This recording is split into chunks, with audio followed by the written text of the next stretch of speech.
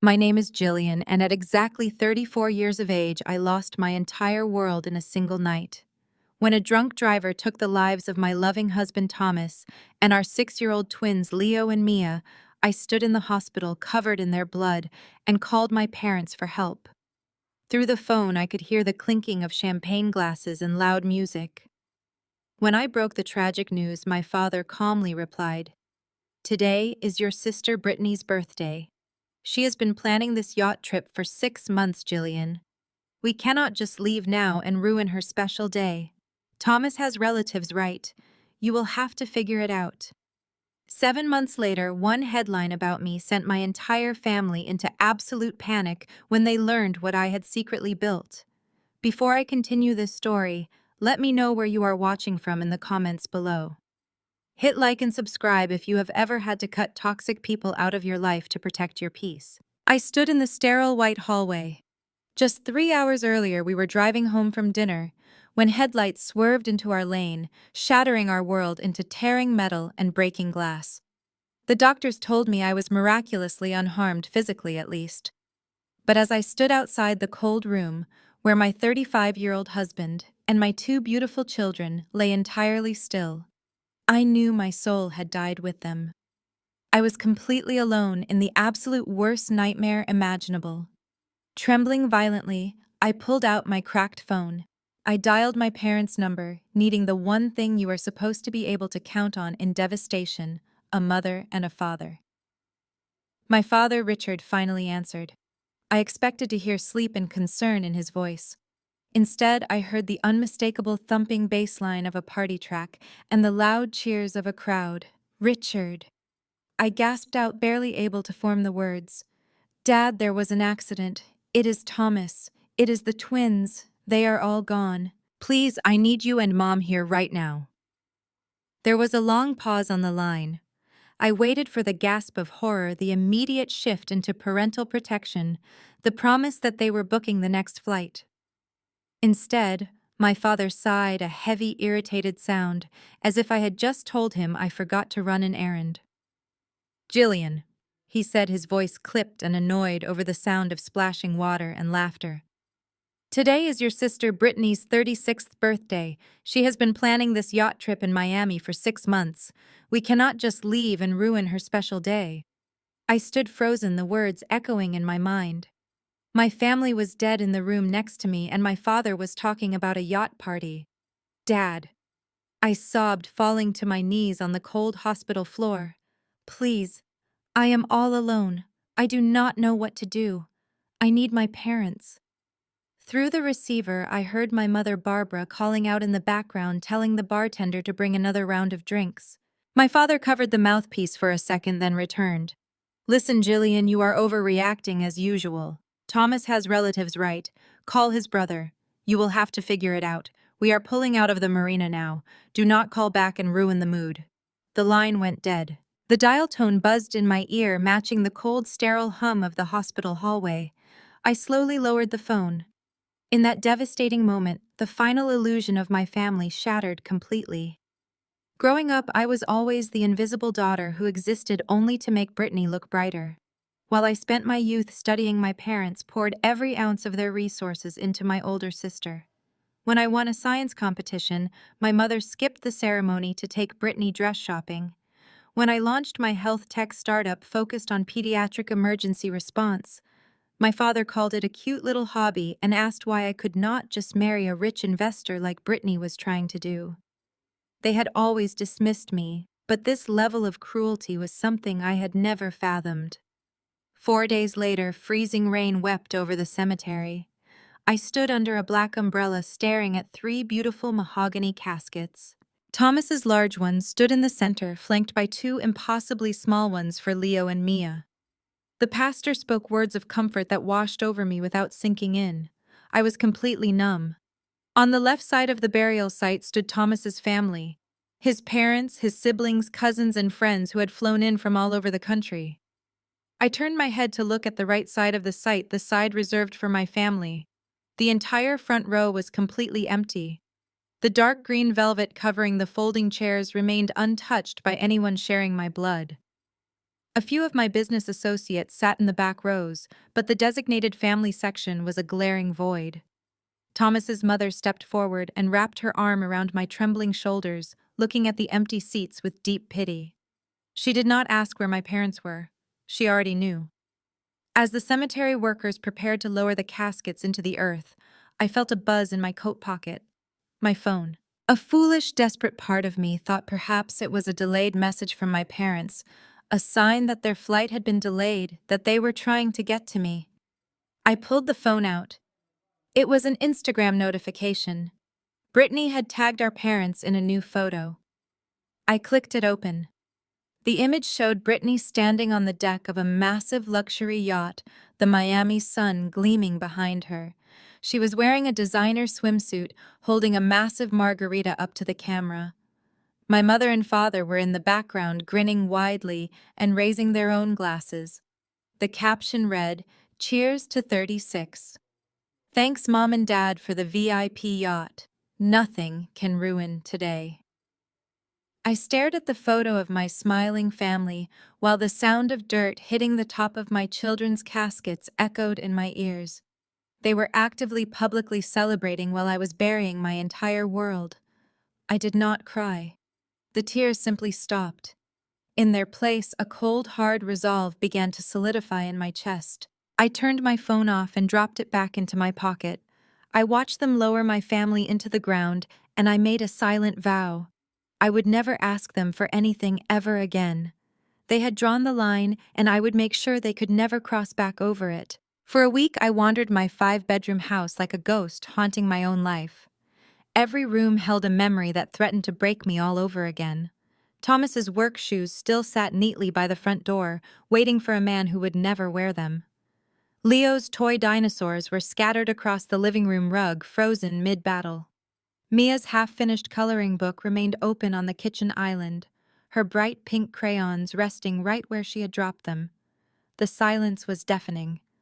I had ignored the continuous stream of condolence baskets arriving from Thomas's family, stacking them unopened in the dining room. I was entirely consumed by the vast, terrifying void left behind by my husband and children. On a bleak Tuesday morning, I was sitting on the living room floor, clutching one of Mia's small yellow sweaters to my chest, when the sharp chime of the doorbell pierced the heavy silence. I flinched. I had not expected anyone.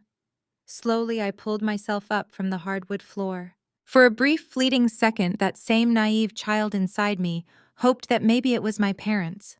Maybe they had finally come home from their Miami yacht trip. I turned the deadbolt and pulled the heavy oak door open. Standing on my front porch were my father, Richard, my mother, Barbara, and my sister, Brittany. They were heavily tanned from the Florida sun, wearing crisp, expensive casual wear that looked straight out of a luxury resort catalog. There was absolutely no trace of sympathy, grief, or sorrow on their perfectly manicured faces. Instead, they looked around my porch with impatient annoyance. My heart began to pound, a confusing mix of fresh anger and lingering shock flooding my system. Before I could even ask why they were there, my father Richard stepped forward. He did not offer a hug. He did not ask how I was surviving the loss of his grandchildren. Instead, he raised his right hand, revealing a thick stack of legal documents clipped together with a stark yellow note. He held the real estate transfer documents right in front of my face, his expression completely devoid of warmth or hesitation. "Let us skip the pleasantries, Jillian," he said, his voice brisk and businesslike. "We have very important matters to discuss about this property." I sat in the heavy leather chair for hours, staring at the glowing computer screen until my eyes burned. The digital receipt mocked me with its absolute cruelty. $50,000. The entire future Thomas had meticulously built for our children wiped out in a single keystroke. The money had paid for designer cocktails, a luxury yacht charter, and a tropical sunset while my babies were being lowered into the freezing earth. Every fiber of my being wanted to collapse. I wanted to scream until my throat bled. I wanted to tear the room apart. But I did not scream. I did not throw things across the room. The blinding rage inside me crystallized into something cold and sharp. I watched the clock on the bottom corner of the monitor tick past midnight, then 2 in the morning, then 4. I did not sleep a single wink. Instead, I methodically opened every digital folder Thomas had maintained. I printed out the original trust fund agreements, the birth certificates, and the tragic death certificates. I stacked them neatly into a thick leather portfolio. My parents thought they could strip me of my home right after robbing my dead children. They relied on my grief to keep me weak and compliant. They assumed the quiet, invisible daughter would just roll over and accept their demands like I had done my entire life. They were used to taking whatever they wanted, while I stood silently in the background, paying the price for their extravagant lifestyle. But the woman who used to crave their approval died in that hospital hallway. As the first rays of morning light filtered through the office blinds, I washed my face and dressed in a sharp black suit. I pulled my hair back into a tight professional knot. There would be no more tears. Today, I was taking back control. At exactly 8:45, I pulled into the parking lot of the prestigious local bank branch. This was the exact institution where my father had conducted his business for decades. It was a fortress of polished marble and brass, a place where wealthy suburbanites gathered to secure their fortunes and gossip about their neighbors. Walking through the heavy glass doors, I felt the immediate chill of the air conditioning. The lobby was quiet, smelling of expensive coffee and leather. Several tellers glanced up as I approached. They recognized me instantly. Everyone in this affluent circle knew the Wilson family. More importantly, they knew the narrative my parents had carefully constructed about me. To them, I was the unstable, dramatic sister, the one who insisted on running a small health tech startup instead of marrying into money like Brittany. They looked at me with a mixture of pity and condescension, fully believing the lies my parents had spread. I approached the front desk where a young receptionist offered a tight practice smile. "I need to see Arthur Pendleton immediately," I said, keeping my voice perfectly level. The receptionist blinked, her smile faltering slightly. "I am so sorry for your loss, Jillian," she said, her tone dripping with rehearsed pity. "But Mr. Pendleton is booked solid all morning. Perhaps you could make an appointment for next week." I placed both hands firmly on the high marble counter and leaned forward. "You will tell Arthur that I am sitting in his office right now," I instructed. "And you will tell him that if he makes me wait a single minute, I will involve federal financial regulators before he finishes his morning coffee." The receptionist swallowed hard, clearly unused to being spoken to with such authority. She picked up her phone and dialed a short extension, whispering frantically into the receiver. Less than 30 seconds later, the heavy mahogany door to the branch manager's suite swung open. Arthur Pendleton stood in the doorway. He was a tall, imposing man with silver hair and a custom-tailored suit. He was also my father's longest-standing golf partner and a frequent guest at my parents' lavish dinner parties. He wore a mask of deep, condescending sympathy as he ushered me into his spacious office. "Jillian, my dear girl," Arthur said, gesturing to a plush leather chair opposite his massive desk. "Please sit down. Your father told me how much you are struggling. We are all just devastated by your tragic loss." I did not take the seat. I remained standing, placing my thick leather portfolio directly onto the center of his pristine desk. "I am not here for your condolences, Arthur," I said, my voice slicing through his fake warmth. "I am here to freeze every single family-connected account immediately. I also require a full printed report detailing the unauthorized $50,000 withdrawal from Leo and Mia's college trust fund." Arthur let out a low, patronizing chuckle.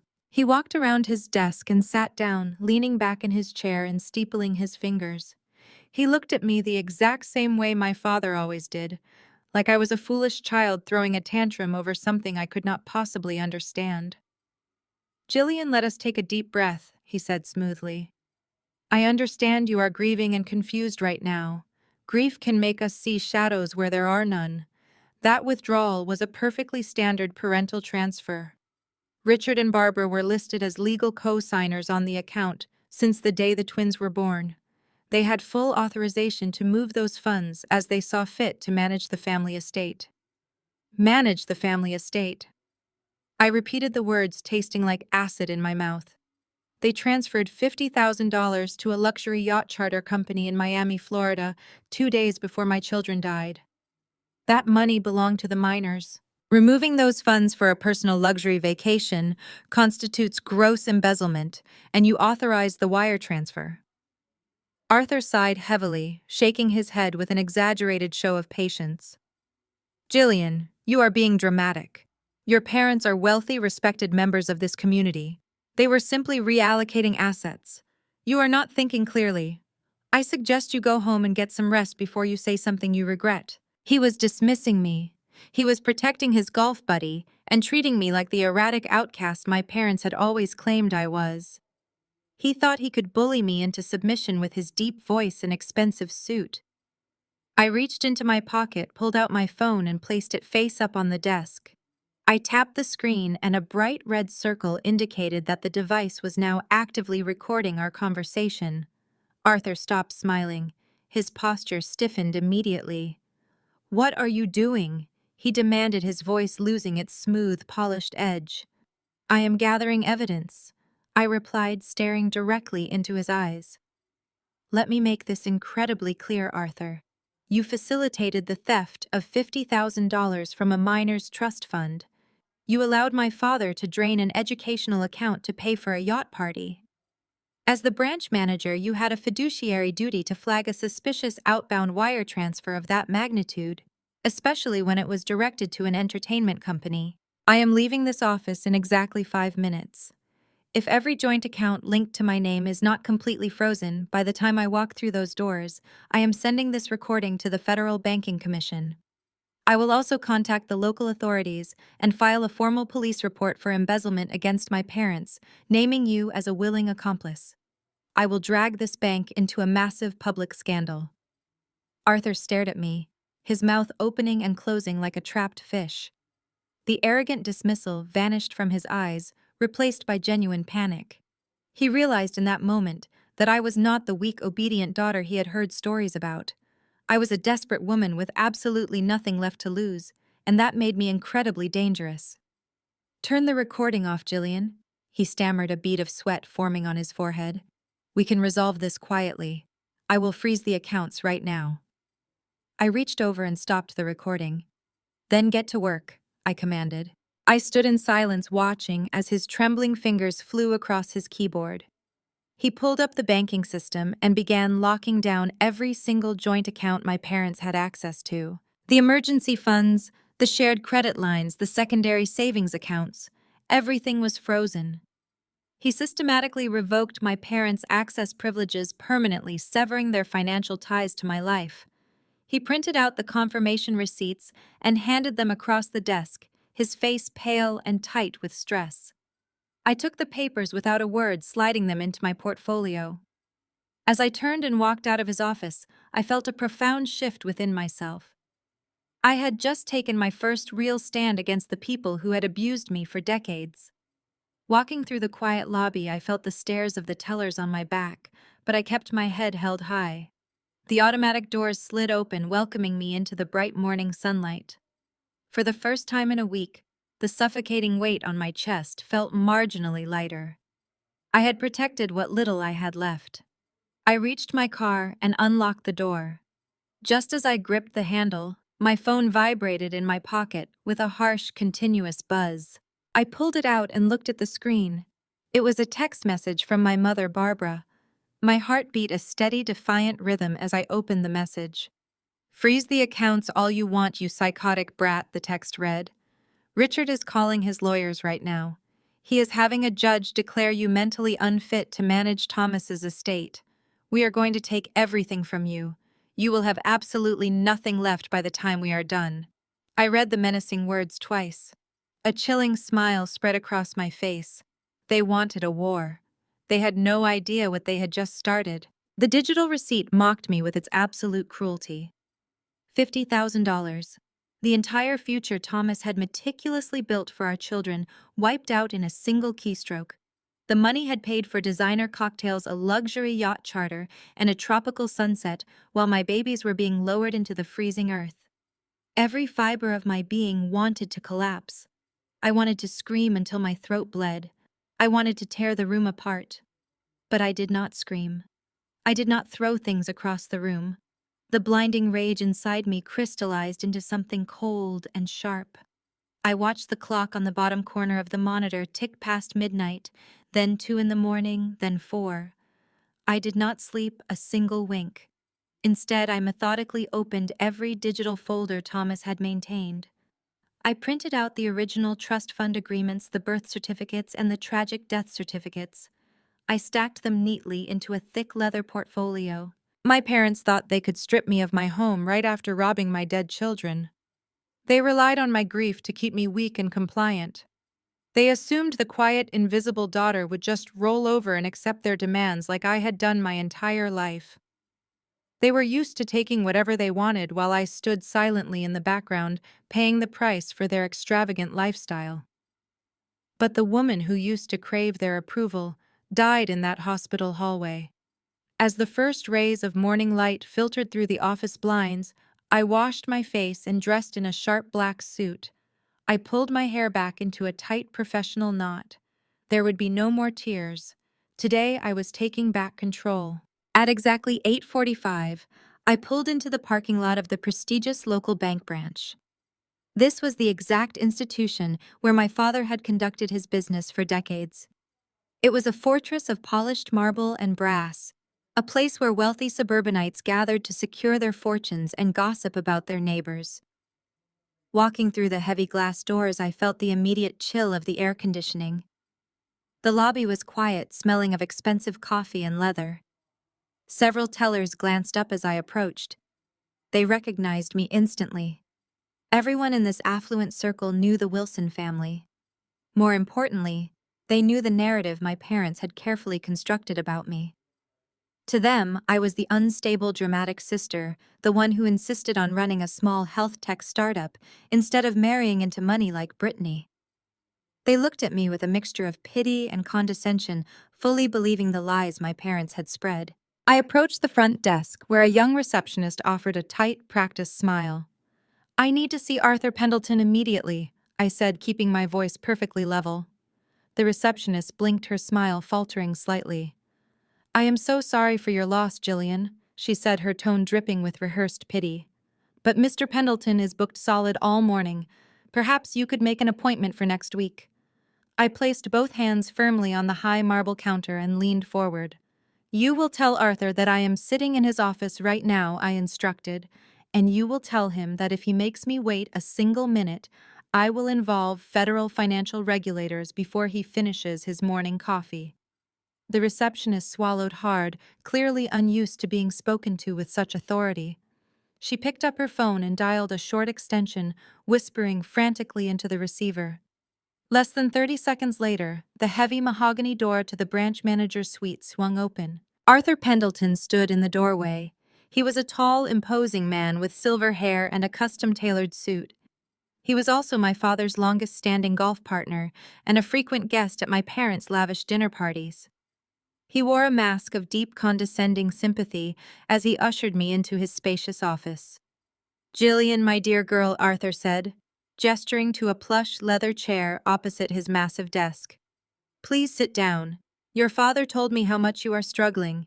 We are all just devastated by your tragic loss." I did not take the seat.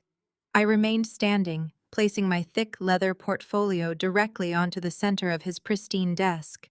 "I am not here for your condolences, Arthur," I said, my voice slicing through his fake warmth. "I am here to freeze every single family-connected account immediately. I also require a full printed report detailing the unauthorized $50,000 withdrawal from Leo and Mia's college trust fund." Arthur let out a low, patronizing chuckle. He walked around his desk and sat down, leaning back in his chair and steepling his fingers. He looked at me the exact same way my father always did, like I was a foolish child throwing a tantrum over something I could not possibly understand. "Jillian, let us take a deep breath," he said smoothly. "I understand you are grieving and confused right now. Grief can make us see shadows where there are none." That withdrawal was a perfectly standard parental transfer. Richard and Barbara were listed as legal co-signers on the account since the day the twins were born. They had full authorization to move those funds as they saw fit to manage the family estate. Manage the family estate. I repeated the words, tasting like acid in my mouth. They transferred $50,000 to a luxury yacht charter company in Miami, Florida, 2 days before my children died. That money belonged to the minors. Removing those funds for a personal luxury vacation constitutes gross embezzlement, and you authorized the wire transfer. Arthur sighed heavily, shaking his head with an exaggerated show of patience. Jillian, you are being dramatic. Your parents are wealthy, respected members of this community. They were simply reallocating assets. You are not thinking clearly. I suggest you go home and get some rest before you say something you regret. He was dismissing me. He was protecting his golf buddy and treating me like the erratic outcast my parents had always claimed I was. He thought he could bully me into submission with his deep voice and expensive suit. I reached into my pocket, pulled out my phone, and placed it face up on the desk. I tapped the screen, and a bright red circle indicated that the device was now actively recording our conversation. Arthur stopped smiling. His posture stiffened immediately. "What are you doing?" he demanded, his voice losing its smooth, polished edge. "I am gathering evidence," I replied, staring directly into his eyes. "Let me make this incredibly clear, Arthur. You facilitated the theft of $50,000 from a minor's trust fund. You allowed my father to drain an educational account to pay for a yacht party. As the branch manager, you had a fiduciary duty to flag a suspicious outbound wire transfer of that magnitude, especially when it was directed to an entertainment company. I am leaving this office in exactly 5 minutes. If every joint account linked to my name is not completely frozen by the time I walk through those doors, I am sending this recording to the Federal Banking Commission. I will also contact the local authorities and file a formal police report for embezzlement against my parents, naming you as a willing accomplice. I will drag this bank into a massive public scandal." Arthur stared at me, his mouth opening and closing like a trapped fish. The arrogant dismissal vanished from his eyes, replaced by genuine panic. He realized in that moment that I was not the weak, obedient daughter he had heard stories about. I was a desperate woman with absolutely nothing left to lose, and that made me incredibly dangerous. "Turn the recording off, Jillian," he stammered, a bead of sweat forming on his forehead. "We can resolve this quietly. I will freeze the accounts right now." I reached over and stopped the recording. "Then get to work," I commanded. I stood in silence, watching as his trembling fingers flew across his keyboard. He pulled up the banking system and began locking down every single joint account my parents had access to. The emergency funds, the shared credit lines, the secondary savings accounts, everything was frozen. He systematically revoked my parents' access privileges, permanently severing their financial ties to my life. He printed out the confirmation receipts and handed them across the desk, his face pale and tight with stress. I took the papers without a word, sliding them into my portfolio. As I turned and walked out of his office, I felt a profound shift within myself. I had just taken my first real stand against the people who had abused me for decades. Walking through the quiet lobby, I felt the stares of the tellers on my back, but I kept my head held high. The automatic doors slid open, welcoming me into the bright morning sunlight. For the first time in a week, the suffocating weight on my chest felt marginally lighter. I had protected what little I had left. I reached my car and unlocked the door. Just as I gripped the handle, my phone vibrated in my pocket with a harsh, continuous buzz. I pulled it out and looked at the screen. It was a text message from my mother, Barbara. My heart beat a steady, defiant rhythm as I opened the message. "Freeze the accounts all you want, you psychotic brat," the text read. "Richard is calling his lawyers right now. He is having a judge declare you mentally unfit to manage Thomas's estate. We are going to take everything from you. You will have absolutely nothing left by the time we are done." I read the menacing words twice. A chilling smile spread across my face. They wanted a war. They had no idea what they had just started. I returned to my empty house, turning the heavy deadbolt with a solid click that echoed through the quiet foyer. The suffocating silence of the 5-bedroom property immediately washed over me. I did not collapse onto the hardwood floor or dissolve into a puddle of helpless tears. The time for weeping had ended. Instead, I walked straight down the hallway and barricaded myself inside Thomas's home office. I pulled the heavy blackout curtains shut, completely blocking out the vibrant Florida sun, and turned on the bright brass desk lamp. For the next 3 weeks, I became a ghost haunting my own workspace. I barely left that room. I survived entirely on bitter black coffee and stale protein bars, sleeping in short, restless intervals on the small leather sofa in the corner. I severed all contact with the outside world. My phone remained permanently on silent. I ignored the continuous pounding on my front door from confused delivery drivers and well-meaning neighbors. I had a singular, consuming purpose. Before the drunk driver shattered our universe, Thomas and I had spent our quiet evenings developing a revolutionary piece of technology.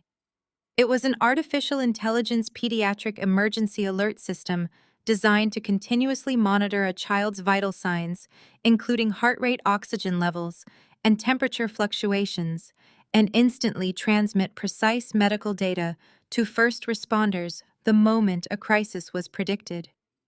We had poured our hearts into the initial code, envisioning a powerful tool that could save countless young lives. Now it was the absolute only thing keeping me tethered to the earth. I renamed the project L&M Sentinel, a permanent digital guardian angel in honor of Leo and Mia. I channeled every ounce of my suffocating grief, my burning rage, and my shattered love directly into the keyboard. Writing the complex code became my daily survival mechanism. When my chest tightened with the agonizing memory of Mia's bright laugh, I wrote a new algorithm for respiratory monitoring.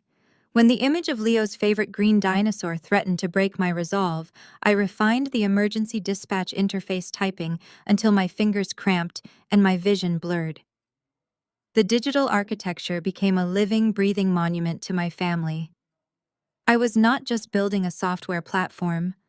I was building an impenetrable fortress and a legacy that my parents could never touch or steal. But while I was locked away coding in the dark, my family was busy waging a very different kind of war in the bright manicured spaces of their wealthy social circles. Having their financial access abruptly severed by the bank manager was the ultimate insult to Richard and Barbara. They realized they could no longer bleed me dry in private, so they decided to completely destroy me in public. Their chosen battlefield was the Oakwood Country Club, an exclusive, hyper-wealthy enclave where the elite of Miami gathered to finalize lucrative business deals and share destructive gossip. Over perfectly chilled martinis and 18 holes of pristine golf, my parents launched a vicious, highly coordinated smear campaign against their own daughter.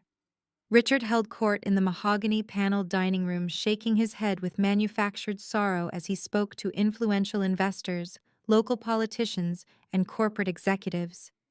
He painted a deeply disturbing, entirely fabricated portrait of a deranged, greedy widow.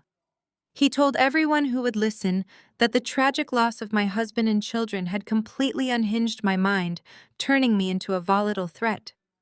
He claimed I was greedily hoarding Thomas's massive life insurance payout, aggressively refusing to pay for the funeral expenses, and acting with extreme paranoia toward anyone who tried to help me. Barbara played the role of the heartbroken, long-suffering mother to absolute perfection. She sat by the country club pool, dabbing at dry eyes behind oversized designer sunglasses, spinning elaborate tales of my unimaginable cruelty. She told her wealthy friends that I had violently thrown them out of my house when they came to offer comfort and love. Furthermore, she claimed I was viciously refusing to provide even a small amount of financial assistance to my struggling sister Brittany. According to their twisted narrative, Brittany was a brave, hard-working entrepreneur experiencing a temporary setback, and I was the wealthy, spiteful outcast, deliberately trying to ruin her. The lie was entirely baseless, but it spread through the country club faster than a wildfire. The rumors worked with devastating efficiency because Richard had spent decades carefully controlling the family narrative. This sudden character assassination was not an unexpected shift in public opinion. It was the dark culmination of a lifelong campaign to elevate Brittany at my expense. Growing up, Richard had always positioned Brittany as the charismatic, successful star of the family. Whenever we attended formal corporate galas, charity dinners, or high society networking events, my father would proudly parade Brittany around the ballroom, eagerly introducing her to venture capitalists and real estate moguls as a rising business prodigy. If anyone ever asked about my tech startup or my pediatric software development, he would offer a tight, condescending smile and wave his hand dismissively in the air. He would whisper loud enough for everyone in the immediate vicinity to hear that my software development was just a volatile, money-draining hobby that he indulged to keep me busy. He had spent years actively planting the seed that I was an eccentric, ungrateful burden who relied heavily on my family's endless patience and deep financial support. He had primed their entire social circle to view me as unstable, dramatic, and completely socially inept compared to Brittany. Consequently, when he suddenly claimed that profound grief had pushed me over the edge into total madness, his wealthy peers swallowed the lie without a single moment of hesitation. The professional fallout was swift and absolute. I began to notice the freezing social isolation whenever I momentarily checked my business emails. Former business contacts who had once eagerly discussed potential partnerships with me suddenly stopped returning my messages. Software suppliers I had worked with for years sent brief, highly formal emails stating they were pausing our accounts indefinitely. Minor local investors, who had shown early interest in our pediatric alert system, quietly withdrew their support, citing sudden, unexplained shifts in their portfolio strategies. The wealthy community that Thomas and I had navigated for years simply closed its doors, locking me out completely.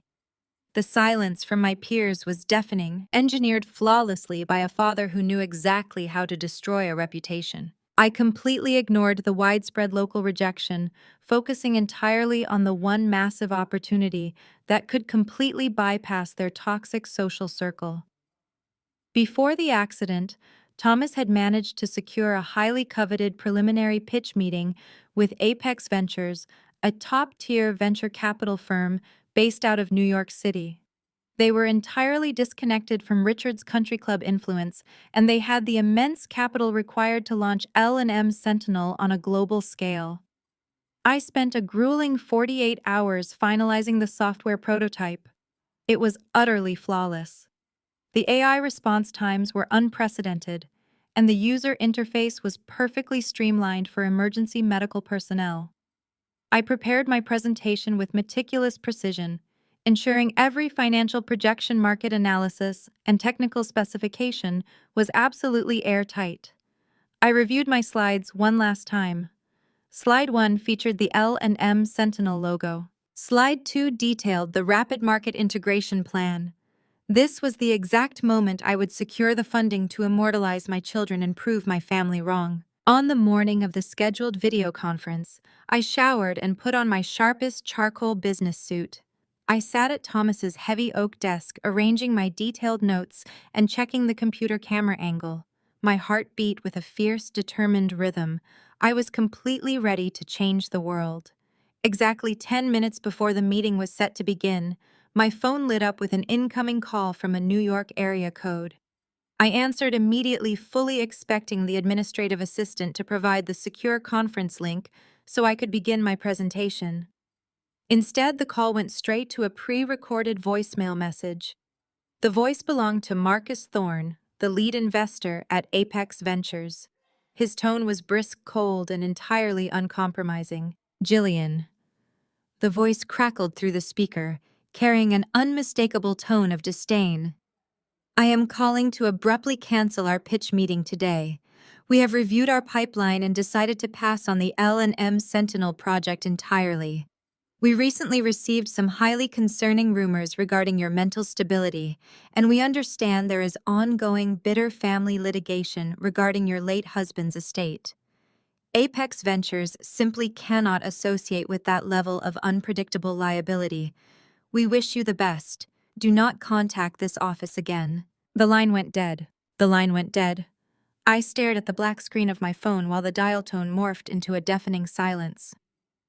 Marcus Thorne had just canceled my pitch meeting, citing rumors about my mental stability.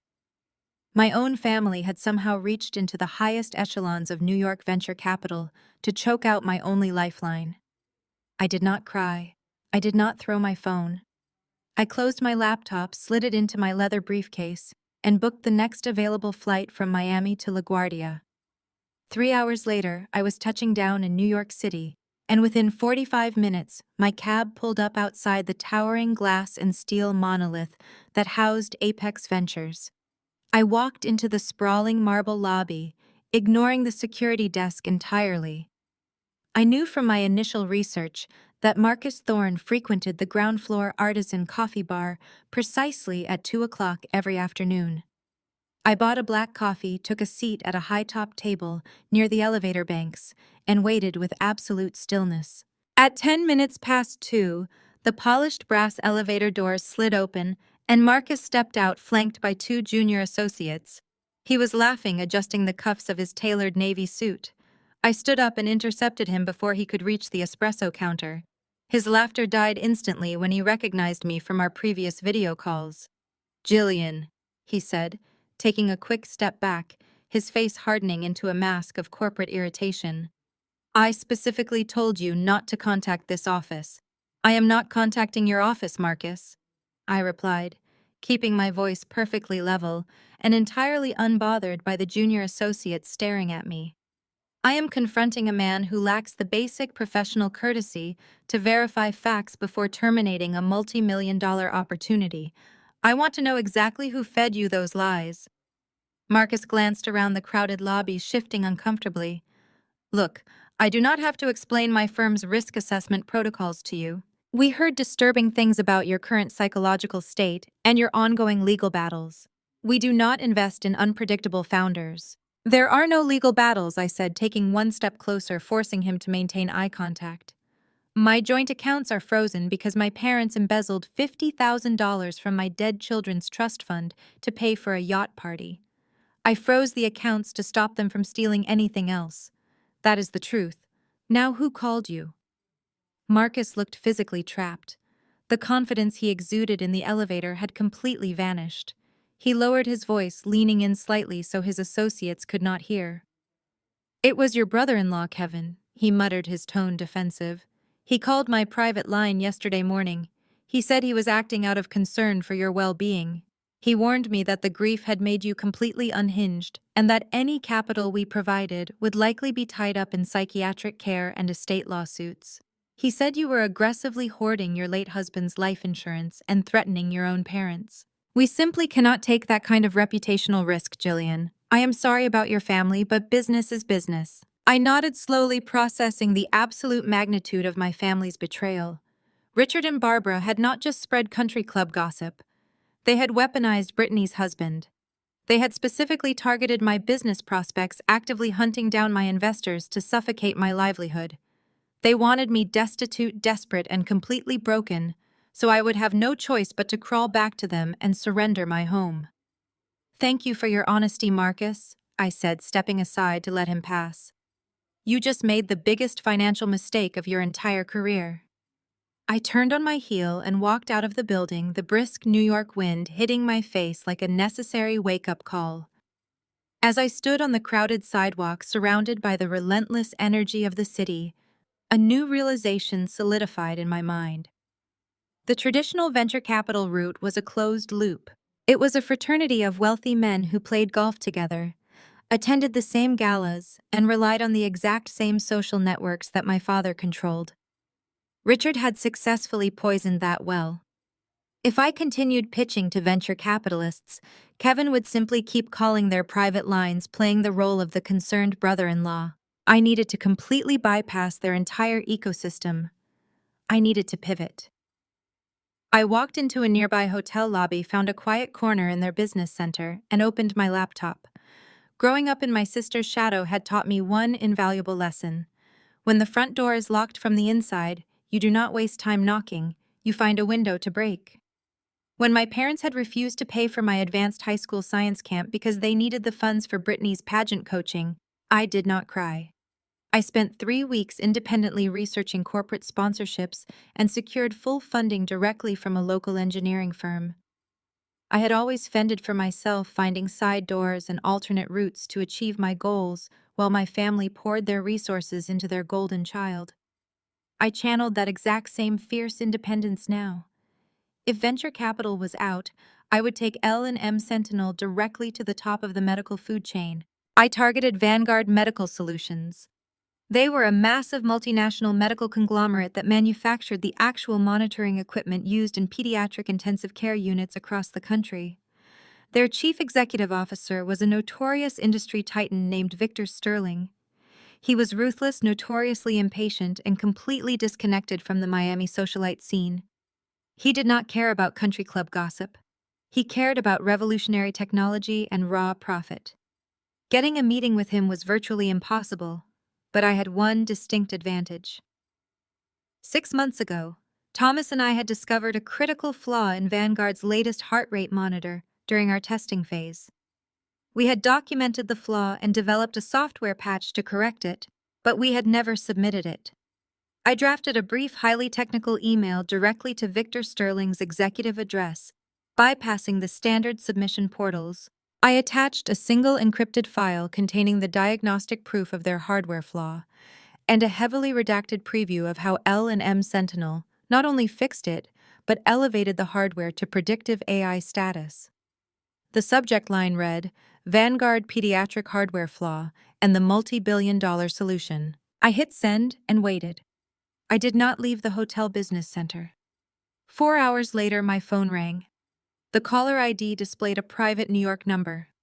I answered, and a crisp professional voice informed me that Victor Sterling would give me exactly 10 minutes of his time tomorrow morning at 9 o'clock sharp. If my presentation was anything less than spectacular, security would escort me out of the building.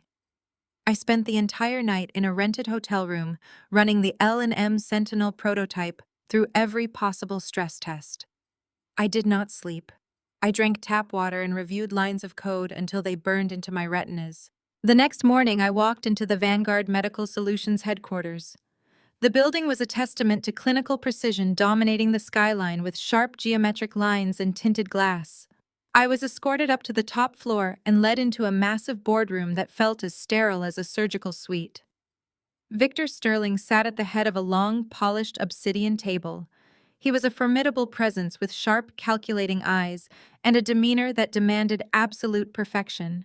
He did not offer a handshake or a pleasantry.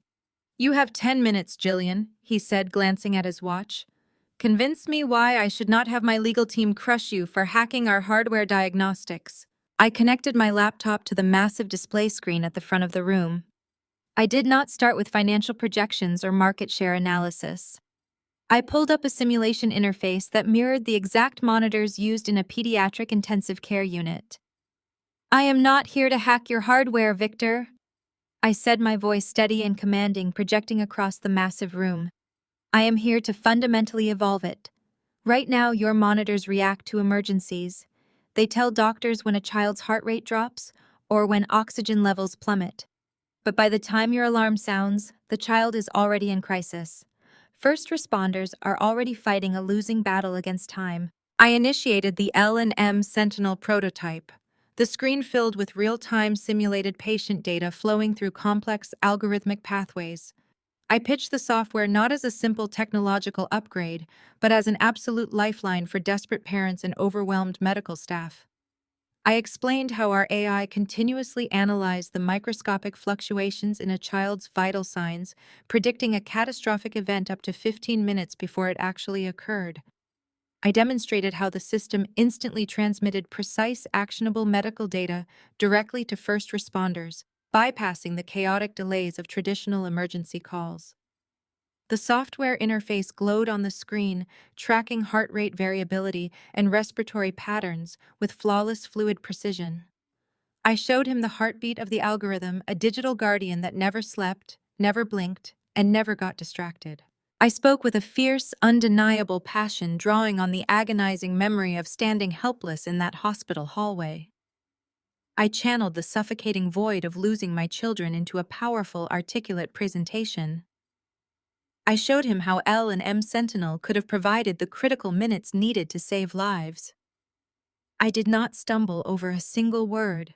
I did not check my notes. The presentation was born from pure survival, and it radiated through the room. When I finished my 10-minute pitch, I clicked the screen to black and stood silently waiting for his response. Victor Sterling did not move. He sat completely still, his sharp eyes locked onto the dark display screen. The silence in the boardroom stretched out heavy and thick with tension. Finally, he slowly leaned back in his chair and steepled his fingers, resting his chin against his hands. He looked at me with a new intensity, the initial skepticism completely stripped away. He saw the fire in my eyes, and he recognized the absolute validity of the technology. "Your algorithm is brilliant," he said, his voice cutting through the silence. "The predictive modeling is years ahead of anything our internal development teams are currently conceptualizing. It is not just an upgrade, it is a complete paradigm shift for pediatric emergency response. If this software functions in a live environment exactly the way you just demonstrated it, we'll monopolize the entire market within 6 months." He paused, letting the magnitude of his statement settle over the room. His eyes narrowed slightly, a calculating predator assessing his prey. However, he continued, leaning forward and placing his hands flat on the obsidian table. "I do not invest hundreds of millions of dollars based on a controlled simulation run by a grieving widow in a boardroom. I deal in absolute, undeniable proof. I am highly impressed, Jillian, but I require empirical validation before I risk Vanguard's capital and reputation." He stood up, smoothing his suit jacket, walking slowly down the length of the table until he was standing just a few feet away from me. "I will acquire L&M Sentinel and fund the global rollout," he stated, his tone turning brutally serious. "But I am setting a non-negotiable condition. You must execute a flawless 30-day clinical trial of your prototype across 3 of our major partnered hospitals in the tri-state area. It must run simultaneously, integrating with our existing hardware under live emergency conditions. If the trial yields the predictive success rates, you claim the acquisition deal is finalized immediately, and you will have more capital than you can fathom." He stopped pacing and locked eyes with me, delivering the final crushing blow. "But if the software fails, if it produces false positives, disrupts the existing hospital networks, or fails to accurately predict an emergency, the deal is completely dead. Furthermore, you will be personally responsible for the integration costs, the hardware setup, and the administrative fees for the trial. It will easily run upward of $200,000. If you fail, Jillian, you will not just lose the deal. You will be completely, permanently bankrupt. Do we have an agreement?" "We have an agreement, Victor," I said without a single second of hesitation. I reached across the obsidian table and shook his hand. My grip was firm, and my eyes never left his. I walked out of the Vanguard Medical Solutions headquarters with the weight of the world resting directly on my shoulders. The stakes were astronomical. If L&M Sentinel succeeded, I would secure a massive global rollout that would protect millions of children and permanently immortalize the memory of Leo and Mia. If the software failed, I would be personally crushed under hundreds of thousands of dollars in medical integration debt, left entirely bankrupt and utterly defenseless against my family. The 30-day clinical trial began less than 72 hours later.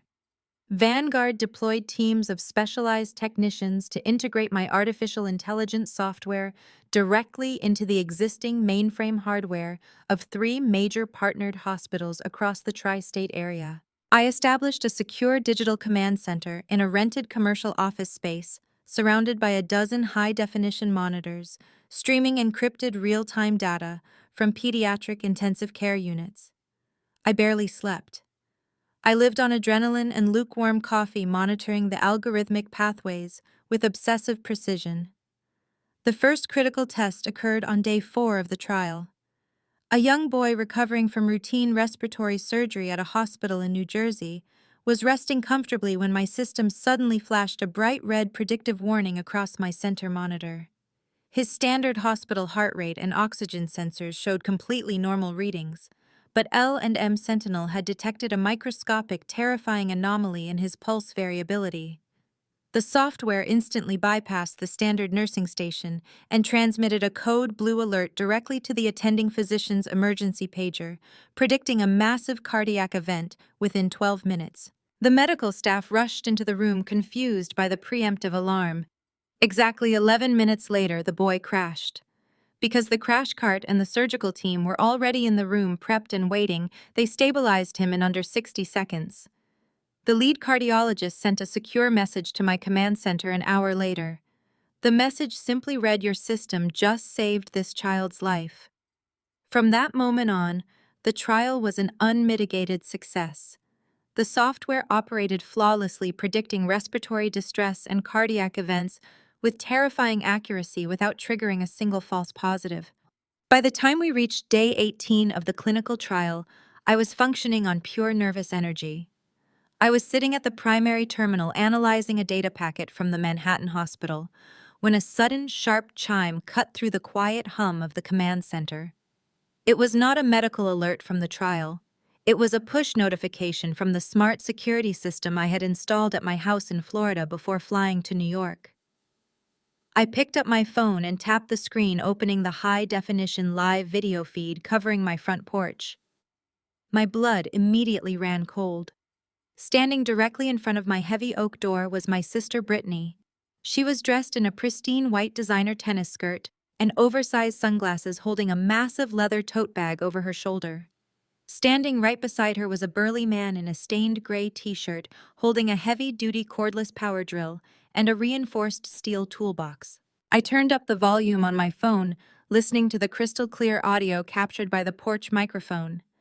Brittany had her cell phone pressed against her ear, and she was speaking loudly to our mother. "Yes, Barbara, I am standing here right now," Brittany said, her voice dripping with extreme entitlement. "The contractor is getting ready to open the door. I do not care what Jillian left inside. I want all of her depressing garbage thrown into garbage bags and hauled away to a storage unit by tomorrow afternoon. It is completely bringing down my energy." There was a pause as she listened to my mother on the other end. "No, I have already decided on the colors." Brittany continued examining her manicured nails. "I want the master bedroom entirely repainted in a warm beige before Kevin and I officially move in." Her taste was always horribly dark anyway. "Tell Richard to expedite the deed transfer. I want to start ordering new furniture this weekend." I sat frozen in my command center, staring at the screen. The sheer audacity of the scene playing out on my phone was almost impossible to process. My family was not just spreading vicious rumors at the country club. They genuinely believed that Richard's expensive lawyers were going to successfully declare me mentally incompetent. They were so incredibly arrogant and deeply delusional that they were not even waiting for a judge to sign a single court order. They had already decided my home belonged to them, and they were physically breaking into my property to claim it. A cold, furious clarity washed over me. I stood up from my desk and grabbed my keys. I instructed my lead software technician to monitor the incoming hospital data for the next hour and walked straight out the door. I climbed into my rental car and immediately dialed 911. The dispatcher answered within 2 rings. "I need to report a felony breaking and entering currently in progress at my primary residence," I said, my voice deadpan and precise. I provided my address and explained that an unauthorized contractor was actively drilling through the locks of my front door under the direction of an intruder. I did not mention that the intruder was my sister. As far as the law was concerned, she was a trespasser attempting to illegally seize my property. The drive from my temporary office to my house took exactly 14 minutes. I broke 3 different speed limits, gripping the steering wheel until my knuckles turned white. When I turned onto my quiet suburban street, I saw Brittany's silver luxury SUV parked illegally across the end of my driveway. The contractor was kneeling on the front porch, pressing his heavy drill directly into the brass deadbolt of my front door. The loud grinding whine of the drill bit biting into the metal echoed across the manicured lawns. I slammed my car into park right behind Brittany's vehicle, tires screeching against the pavement, and stepped out into the humid afternoon air. "Stop what you are doing right now," I shouted, pointing directly at the man in the gray shirt. The contractor jumped, startled by my voice, and pulled the drill away from the door. He looked back and forth between me and my sister, clearly confused. Brittany slowly turned around, adjusting her expensive sunglasses.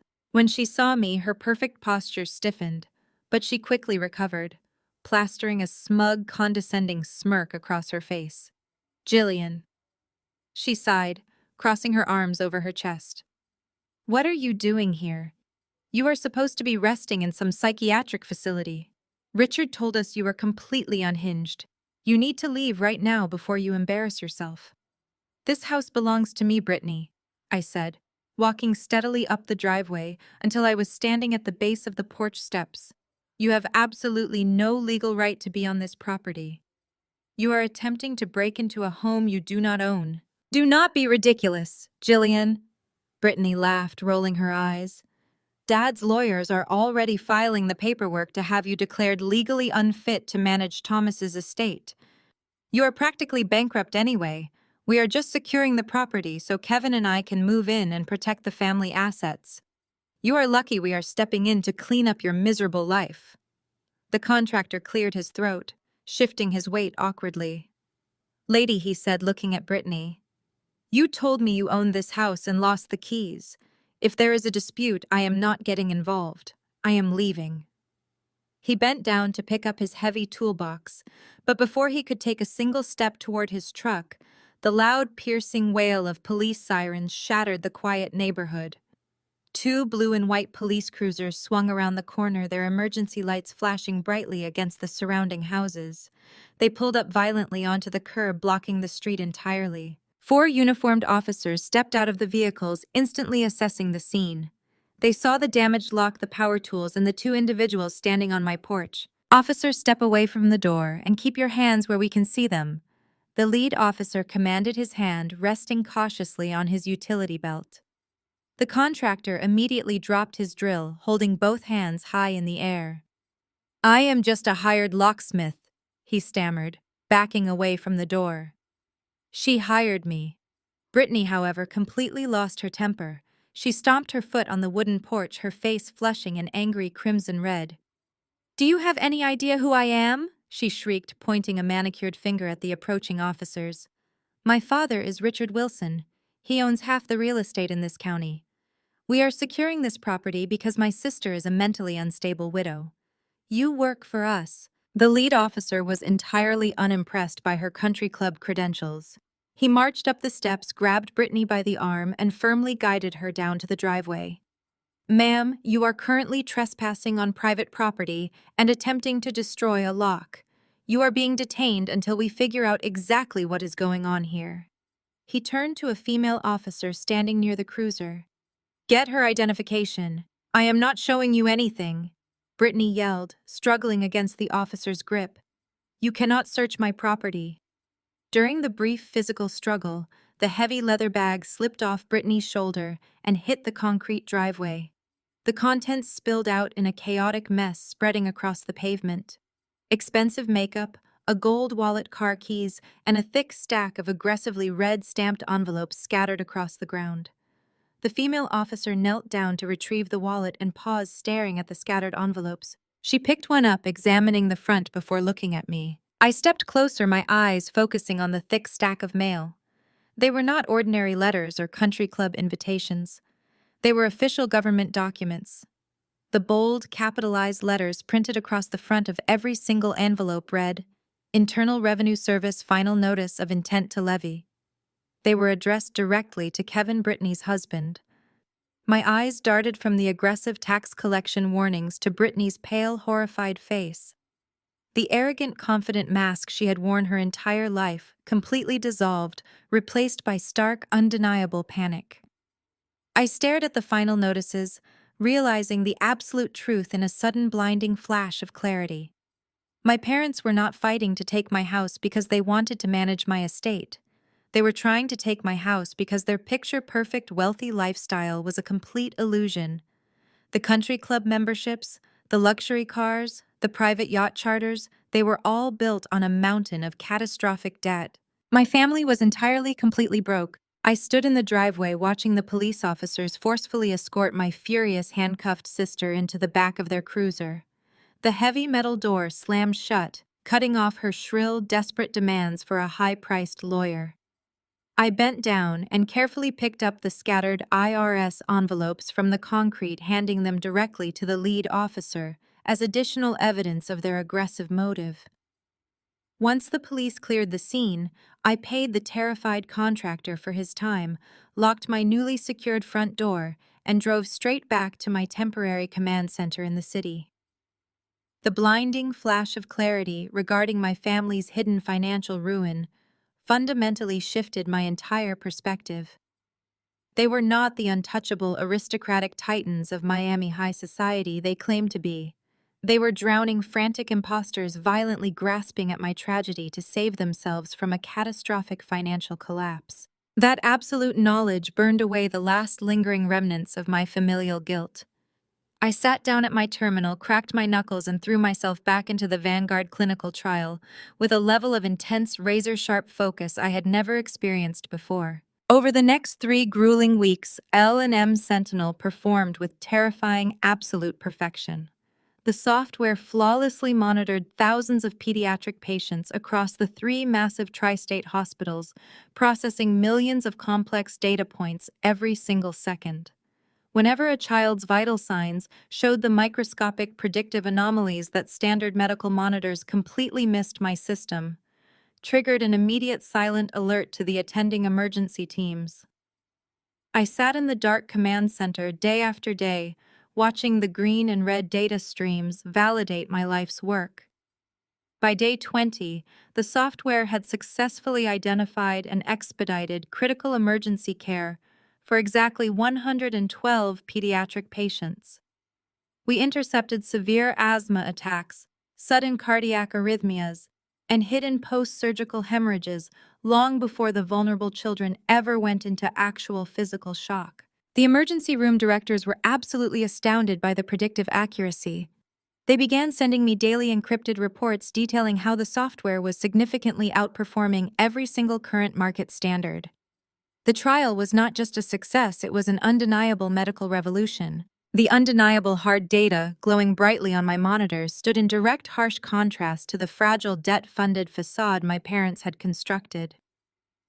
Growing up, I had watched Richard and Barbara obsessively prioritize social appearances over actual substance. I clearly remembered my mother forcing me to wear an agonizingly tight, expensive designer dress to a prestigious country club gala, while she secretly argued with aggressive collection agencies on her cell phone hidden inside the coat room.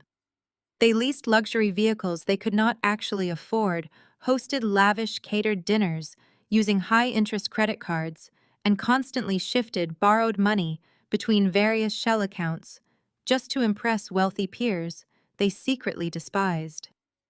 Their entire affluent lifestyle was a hollow, desperate performance requiring constant maintenance.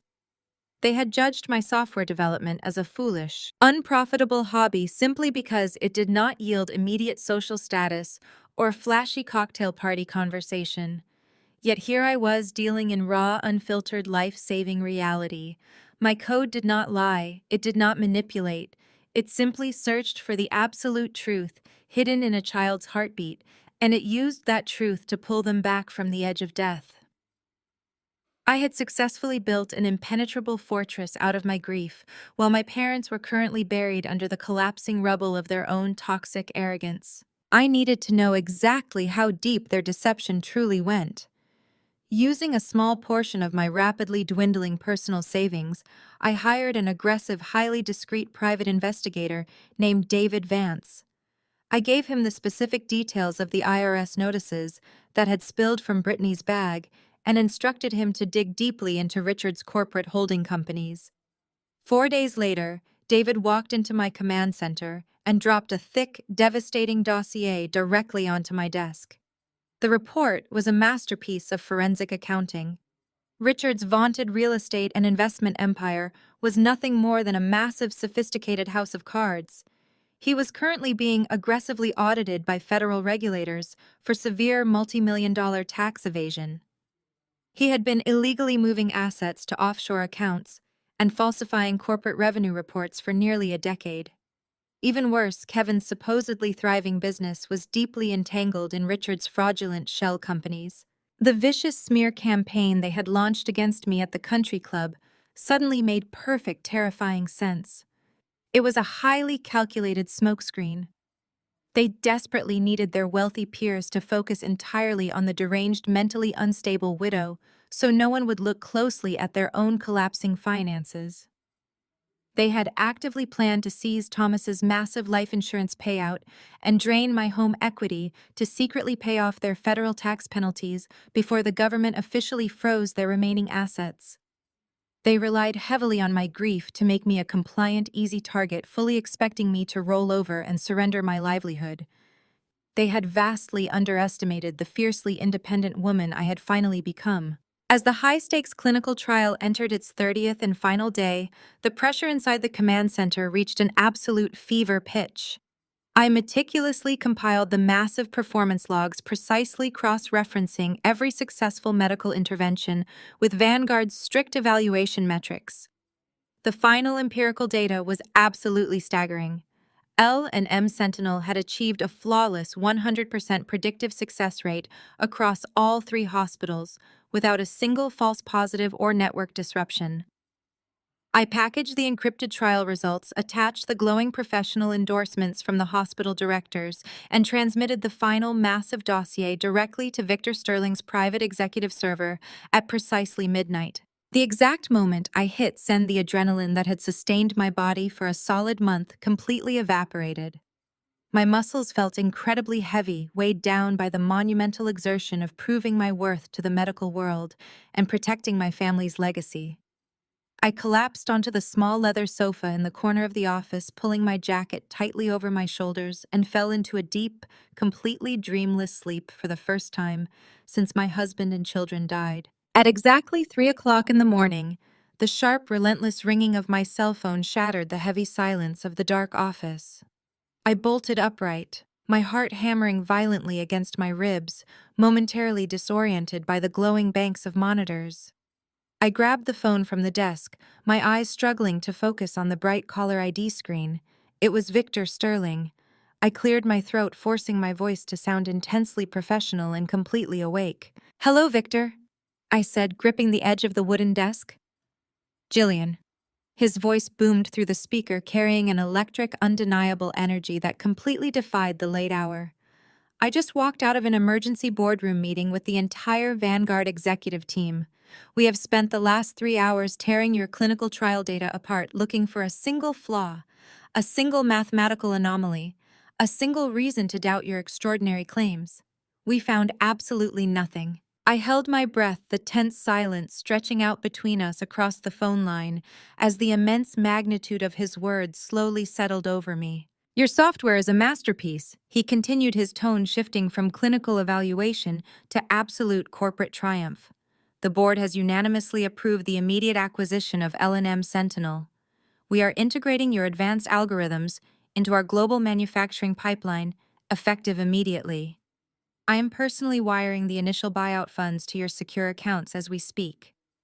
The deal is worth a staggering $9 million, Jillian, with guaranteed royalty percentages on every single piece of hardware we upgrade moving forward." I sank slowly into my desk chair, my legs suddenly refusing to support my physical weight. $9 million. The sheer scale of the massive number echoed continuously in my mind, permanently erasing the financial terror my family had tried to brutally inflict upon me. "My legal team is sending over the finalized contracts right now," Victor stated briskly, clearly already moving on to the next aggressive phase of his corporate strategy. "But I am calling you right now because you need to prepare yourself. I do not do business quietly, Jillian. I contacted my top-tier media liaisons the exact moment the board voted. Forbes magazine is publishing the exclusive cover story regarding our monumental acquisition of your revolutionary pediatric technology at exactly 8 o'clock this morning. The entire financial and medical world will know your name before they finish their morning coffee. Congratulations, Jillian, you won." The digital clock in the lower right corner of my primary monitor flipped from 7:59 to exactly 8 o'clock in the morning. The quiet hum of my temporary command center felt completely different now. It was no longer a war room built for desperate survival. It was the staging ground for an absolute victory. I refreshed my internet browser, and the homepage of Forbes magazine loaded instantly. There it was. Displayed prominently across the top of the financial newsfeed was a high-resolution photograph of the L&M Sentinel interface glowing with life-saving data. The bold black headline cut through the white background with devastating clarity. Tragic loss to tech triumph. Widow builds app saving thousands acquired for $9 million. I stared at the words, reading them over and over until they blurred together. The journalist had captured the entire essence of the story with absolute precision. The article detailed the agonizing loss of my husband and my two beautiful children, describing how that profound tragedy had been relentlessly channeled into a revolutionary pediatric algorithm. It highlighted the flawless 30-day clinical trial at Vanguard Medical Solutions and explicitly noted Victor Sterling's unprecedented personal involvement in expediting the massive acquisition. The piece did not merely celebrate a financial triumph, it validated my absolute sanity, my undeniable competence, and my fierce independence on a massive global platform. The dark, suffocating shadow that Richard and Barbara had so carefully cast over my reputation in Miami was instantly incinerated by the bright, glaring light of international business media. I sat back in my chair, letting the cool air conditioning wash over me. The ghost haunting the dark office had finally vanished, replaced by a multi-million-dollar tech founder who had absolutely nothing left to prove to anyone. Exactly 2 minutes after the article went live, my phone began to vibrate on the wooden desk. It started as a low, rhythmic buzz and rapidly escalated into a chaotic, relentless tremor. The screen lit up with an endless, cascading waterfall of notifications. LinkedIn connection requests from top-tier executives poured in by the dozens. Urgent emails from major health technology publications begged for exclusive follow-up interviews. Text messages from former business contacts. The exact same people who had aggressively ignored my calls during my parents' coordinated smear campaign suddenly flooded my inbox. They offered enthusiastic congratulations, claiming they always knew I was destined for absolute greatness, and casually suggesting we schedule lunch to discuss potential synergies. I watched the profound hypocrisy scroll across my screen with a detached clinical fascination. Wealth and validated success possessed a terrifying power to induce immediate selective amnesia. At exactly 8:15, my phone screen flashed with a designated caller identification that made the blood freeze in my veins. It was Barbara. My mother was calling me directly for the first time since she and Richard had commanded the bank manager to terminate my financial access. I did not reach for the device. I sat perfectly still, watching her name flash brightly against the dark screen. The phone rang until it finally diverted to my automated messaging system. A bright red notification icon appeared indicating a new voicemail.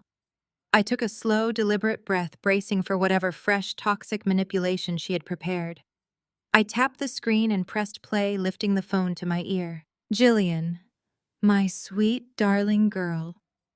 The voice pouring out of the tiny speaker was breathless, wet with tears, and entirely unrecognizable. The cold, abusive tone she had wielded for the past 7 months was completely gone.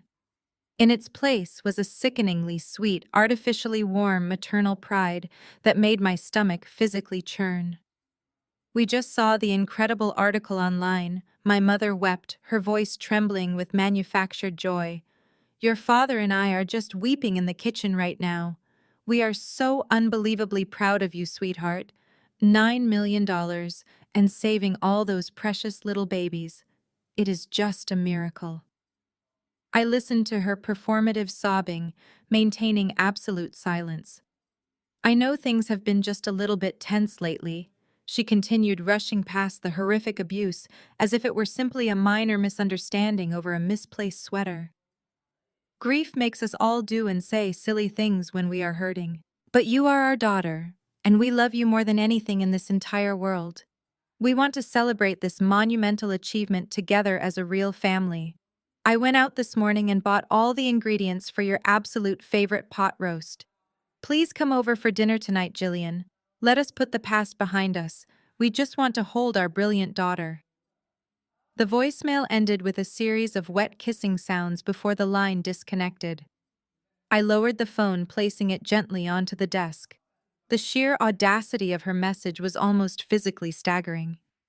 She was entirely ignoring the fact that she had sat by the country club pool sipping cocktails while systematically destroying my reputation. I recognized that breathless, weeping tone perfectly. It was the frequency Barbara utilized whenever she desperately needed to construct an alternate reality. It was the exact same voice she had used during my senior year of high school on a rainy Tuesday night. Brittany had taken our father's sports car without permission, driven it entirely drunk, and smashed it violently into a neighbor's brick retaining wall. I had been sitting at home studying for a calculus exam when my mother dragged a sobbing, reeking Brittany through the front door. Barbara had cornered me in the kitchen, gripping my shoulders with terrifying strength. She had used that same sweet, tearful voice, begging me to tell the police that I had been the one driving. She had insisted that Brittany's upcoming college pageant applications would be completely ruined by a criminal record, whereas my academic future was already securely guaranteed. She manipulated my empathy, weaponized my loyalty, and convinced me to take the fall for a crime I did not commit. I had taken the blame, lost my driving privileges, and endured months of grounding while Brittany walked away completely spotless. Listening to that voicemail now, the absolute hypocrisy cemented my total detachment. She was not calling to celebrate my monumental success. She was calling because the massive mountain of debt suffocating her pristine lifestyle was about to crush her completely, and I was suddenly holding a $9 million lifeline. The pot roast was not an olive branch. It was a desperate trap set by a woman who realized her favorite scapegoat was now the most powerful person in the room. I permanently deleted the voicemail without a second of hesitation. I did not type out an angry response or demand an apology. Silence was the absolute most devastating weapon I possessed. I closed the voicemail application and returned to my primary email inbox, determined to begin transferring my command center data over to the Vanguard integration team. Before I could initiate the secure file transfer, a new message arrived with an urgent priority flag. It was from David Vance, the highly discreet private investigator I had hired to dismantle the illusion of my family's wealth. The subject line consisted solely of my name and the word urgent. The email contained no text in the body, merely a heavily encrypted zip file. I quickly typed in the complex alphanumeric decryption key we had previously established. The file extracted instantly, revealing a series of high-resolution scanned documents and several intercepted corporate email chains. I opened the first document and my eyes scanned the highlighted paragraphs. It was a highly confidential communication log from the Vanguard Medical Solutions Mergers and Acquisitions Department. I leaned closer to the monitor, my brow furrowing in deep concentration. At exactly 7:15 this morning, 45 minutes before the Forbes article hit the public internet, Kevin had explicitly reached out to Victor Sterling's acquisition team. He had aggressively attempted to insert his own failing investment firm as the primary financial broker for the massive L&M Sentinel buyout. The intercepted emails revealed a terrifyingly audacious scheme. Kevin had falsely claimed to hold a binding legal power of attorney over my entire corporate estate, portraying himself as my exclusive financial representative. He officially requested that Vanguard route the initial $3 million payment directly through his firm's holding accounts, demanding a 10% commission fee. He was actively trying to intercept my life-changing acquisition deal right out of the sky before the ink on the contract was even dry. He wanted to use my $9 million triumph to secretly liquidate his own catastrophic IRS tax penalties. The sheer parasitic desperation of the move was breathtaking. He believed I was completely ignorant of his impending financial ruin. I smiled, a cold expression reflecting purely in the dark monitor glass. Kevin had just handed me the exact weapon I needed to destroy him entirely. Kevin had handed me the weapon I needed. My phone vibrated relentlessly. The caller identification screen flashed with Barbara's name, then Richard's, and finally Brittany's. I did not answer a single call. I watched the screen light up and fade to black over and over again. They were suffocating under their financial ruin, and my acquisition was their only oxygen tank. I knew what they would do next. When phone calls failed, my family always resorted to theatrical physical ambushes. I needed to be alert. 2 hours later, my doorbell echoed through the house. I checked the security camera. Brittany was standing on my porch. She wore a tailored blue sundress and held a massive, outrageously expensive artisanal gift basket wrapped in thick gold cellophane. It was overflowing with imported cheeses, rare wines, and chocolates. It was the exact type of extravagant, meaningless gift my family used to smooth over faux pas. I opened the door. Brittany launched into her performance. Her eyes were wide and shining with freshly manufactured tears. "Jillian," she gasped, her voice trembling with perfect theatrical fragility. "I am so incredibly sorry to show up unannounced. I know you have every right to be furious with me. I have been crying all morning." She thrust the massive gift basket into my arms. "Please let me come inside," she pleaded, wiping a single perfectly timed tear. "I just miss my sister." I stepped aside and allowed her to enter. I carried the basket into the kitchen and set it down. Brittany followed, her eyes rapidly scanning the interior of my house. She was searching for signs of my new wealth. She found nothing but the same modest home I had lived in for years. "Why are you here, Brittany?" I asked. She stepped forward and grasped both of my hands. Her palms were cold and damp.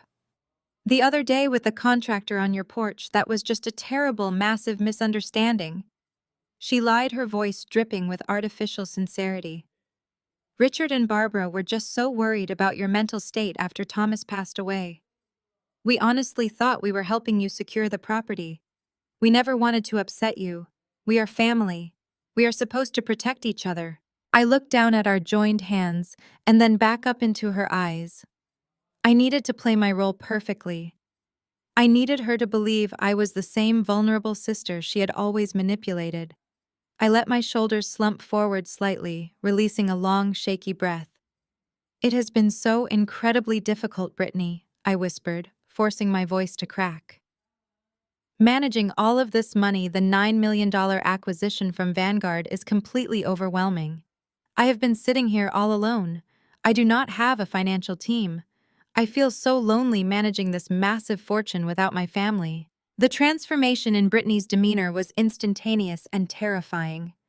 A bright, unmistakable gleam of raw, ravenous greed ignited in her eyes. The fake tears vanished, replaced by a sharp, calculating intensity. Her grip on my hands tightened. "Oh, Jillian," she cooed. "You do not have to be lonely anymore. We are here for you. Kevin and Richard are brilliant with large-scale investments. They can help you manage this fortune so you never have to worry again. You should not have to carry this burden by yourself. Family is everything. We can protect your money." She released my hands and picked up her expensive leather purse from the kitchen island. "Listen, I need to run to a charity luncheon, but I am so incredibly glad we had this talk. We are going to fix everything. We are going to be a real family again." She turned and walked toward the front door. I followed her, wrapping my arms around myself as if seeking comfort. "I will call you later this week, Brittany," I said softly. "Thank you for the beautiful basket." She turned and offered one final blindingly fake smile before walking out the door and striding confidently down the driveway to her luxury SUV. I closed the door and locked the deadbolt. I walked back into the kitchen to examine the basket she had left behind. As I approached the granite counter, I noticed something sitting next to the basket. It was a thick, glossy, cream-colored folder. Brittany had not forgotten it. She had placed it there deliberately. I opened the heavy cardstock cover. Inside was a neatly printed financial summary detailing her and Kevin's current personal liabilities. It clearly outlined over $300,000 in high-interest credit card debt, multiple past due notices on luxury vehicle leases, and a summary of delinquent private school tuition fees for their children. Stuck directly to the center of the first page was a bright yellow sticky note. The handwriting was Brittany's unmistakable looping cursive. The note read simply, family helps family in hard times, right? The sheer, unmitigated gall of the gesture was breathtaking. She had come into my home, wept fake tears, and intentionally left me a $300,000 bill, expecting me to blindly pay it out of my Vanguard acquisition funds. She genuinely believed that my brief display of emotional vulnerability meant she had successfully hooked her claws directly into my bank account. They thought I was still the exact same compliant scapegoat who had taken the blame for her drunk driving accident all those years ago. I stared at the sticky note for a long moment. Then a cold, hard smile slowly spread across my face. It was the smile of a predator who had successfully lured her prey into a completely inescapable trap. I picked up the folder, walked over to my desk, and opened my laptop. The time for passive defense was entirely over. They wanted to play games with my wealth. I was going to give them a performance they would never forget for the rest of their miserable lives. I opened my private email client and began drafting an exclusive digital invitation. The invitation announced a massive, high-profile celebratory gala to officially commemorate the $9 million acquisition of L&M Sentinel by Vanguard Medical Solutions. I booked the grand ballroom at the most exclusive 5-star luxury hotel in downtown Miami. I spared absolutely no expense. I ordered premium catering, top-tier open bars, and a live classical string quartet. I designed the invitation to look incredibly opulent, featuring bold gold lettering against a stark black background. I addressed the first batch of VIP digital invitations directly to my family. I sent them to Barbara, Richard, Brittany, and Kevin.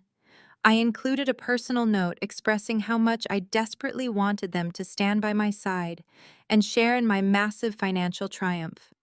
I knew with absolute certainty that they would RSVP immediately. They would never miss an opportunity to dress in their finest designer clothing, drink expensive free champagne, and publicly attach themselves to my newly minted $9 million fortune. They would walk into that ballroom expecting to be crowned as my official financial managers. But my family members were not the only people receiving these exclusive VIP invitations. I opened the encrypted dossier provided by David Vance, my private investigator. I scrolled through the detailed forensic accounting reports, highlighting the names of every single individual and corporate entity my family currently owed money to. I copied the email addresses of the aggressive IRS collection agents handling Kevin's tax evasion case. I included the regional directors of the high-interest credit card companies that Brittany had maxed out. I added the furious private investors defrauded by Richard's collapsing shell companies. I even invited the car dealership managers actively trying to repossess my parents' vehicles.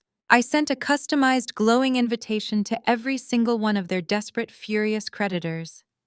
I framed the event as a massive financial celebration, explicitly hinting that significant capital liquidations and major debt settlements would be taking place during the gala. I guaranteed that my family would be present and highly visible. I hit send on the final batch of emails, watching the progress bar fill the screen until every single invitation was successfully delivered. I leaned back in my chair, the cold smile firmly planted on my face. My family had spent my entire life prioritizing their wealthy social facade over my actual well-being.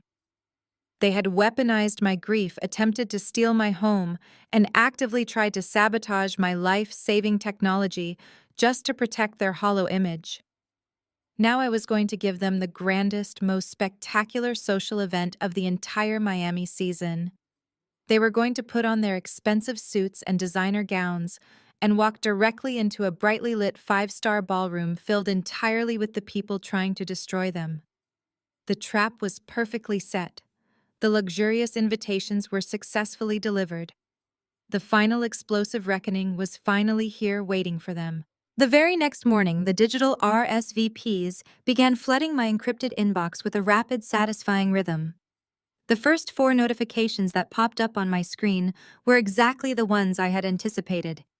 Richard, Barbara, Brittany, and Kevin had all confirmed their attendance with staggering, desperate speed. They had swallowed the bait whole. The mere mention of a $9 million acquisition and significant capital liquidations in the gold-embossed invitation had completely overridden whatever brief, panicked humility Brittany had feigned on my front porch.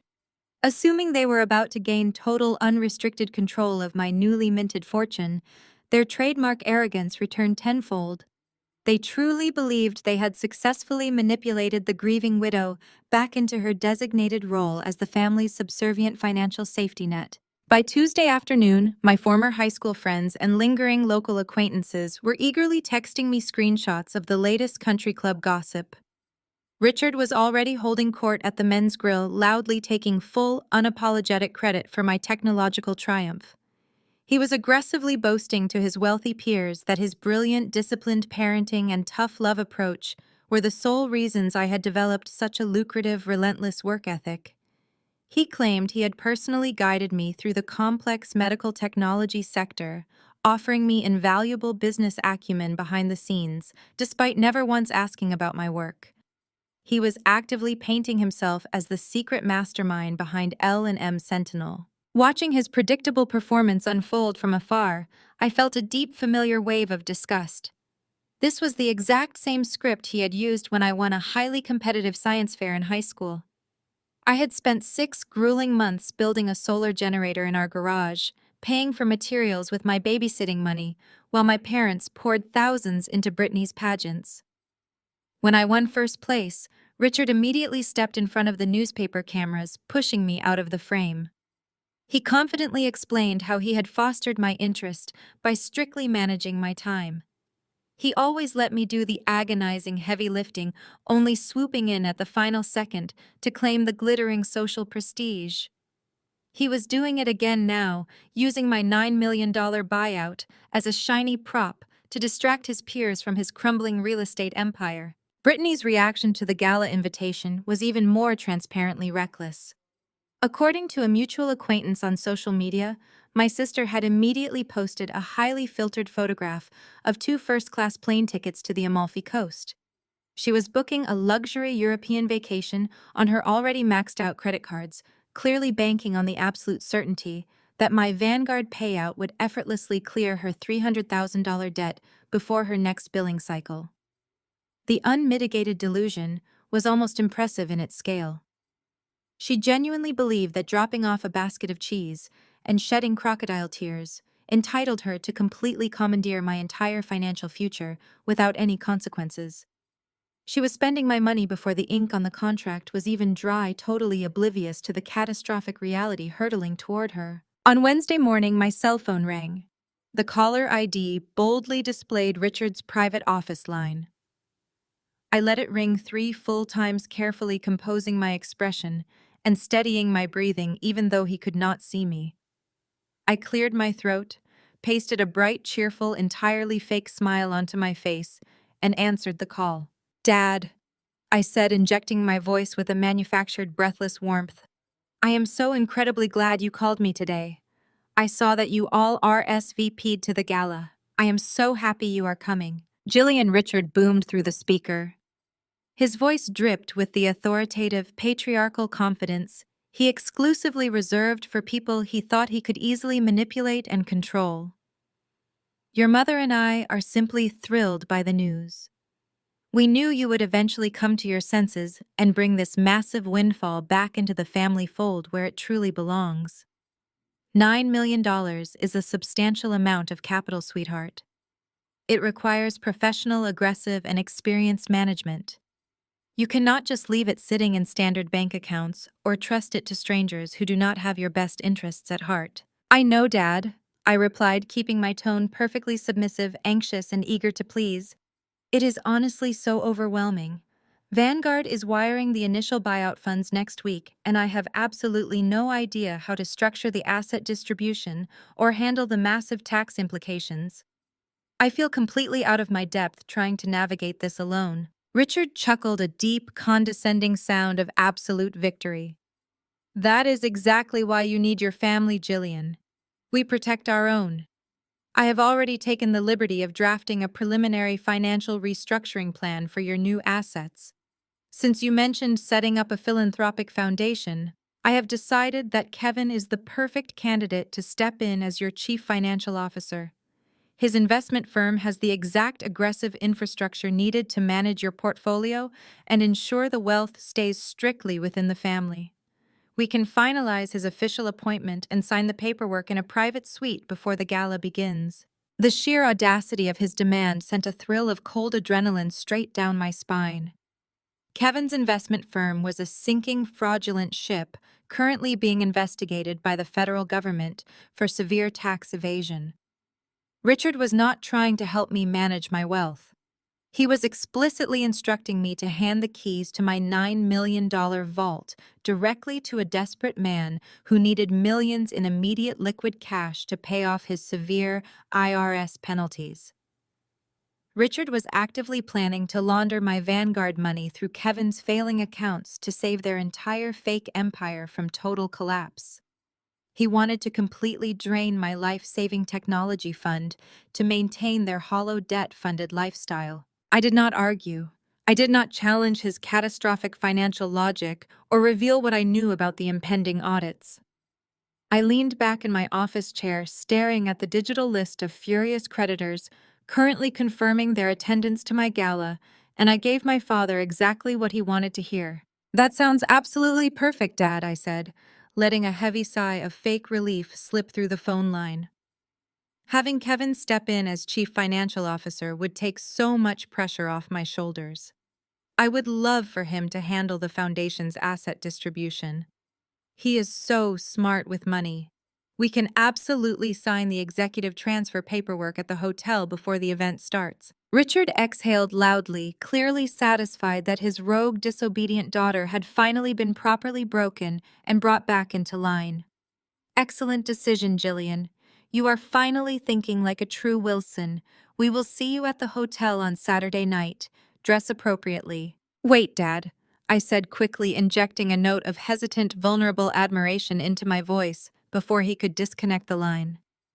"Since this is the most important night of my entire professional career, and since you have always been my biggest inspiration in business, I wanted to ask you a massive favor." "Of course," Sweetheart Richard replied, his massive ego swelling audibly through the speaker. "Name it, whatever you need." I have invited some of the most influential people in the medical and financial sectors to this exclusive celebration. I said, my eyes slowly tracing over the digital RSVP list that included a senior press collection agent, 3 furious private investors, and a highly aggressive regional credit card director. I need someone with true authority, respect, and prestige to command the room. Would you do me the absolute honor of delivering the opening speech at the gala? I want everyone there to know exactly who is responsible for guiding my success. I want them to see the man who taught me everything I know about the true nature of wealth and power. The silence on the other end of the line was thick with Richard's monumental, unearned pride.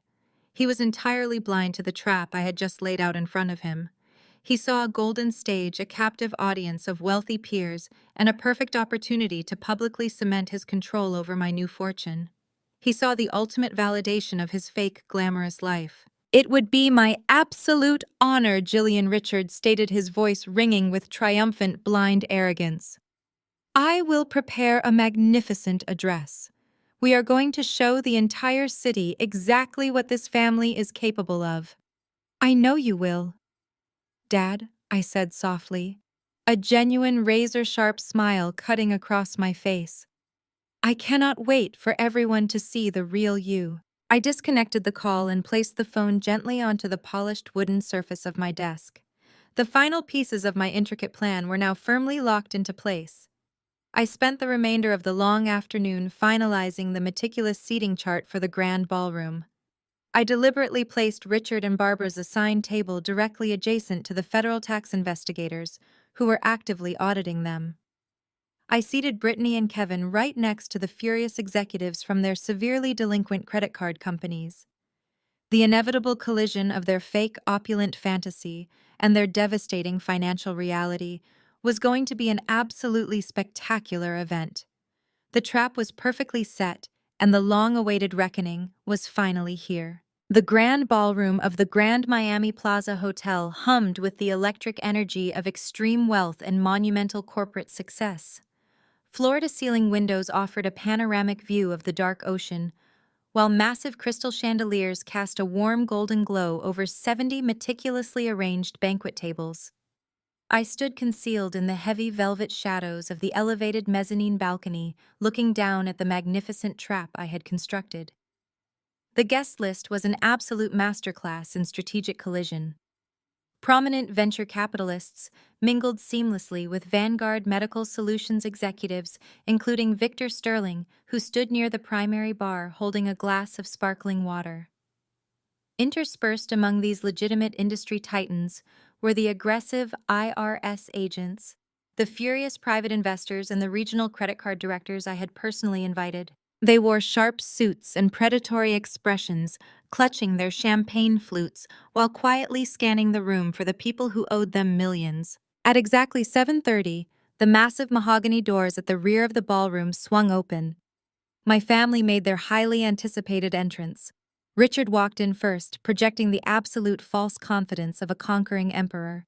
He wore a brand-new bespoke tuxedo that fit his broad shoulders perfectly, his silver hair styled with immaculate precision.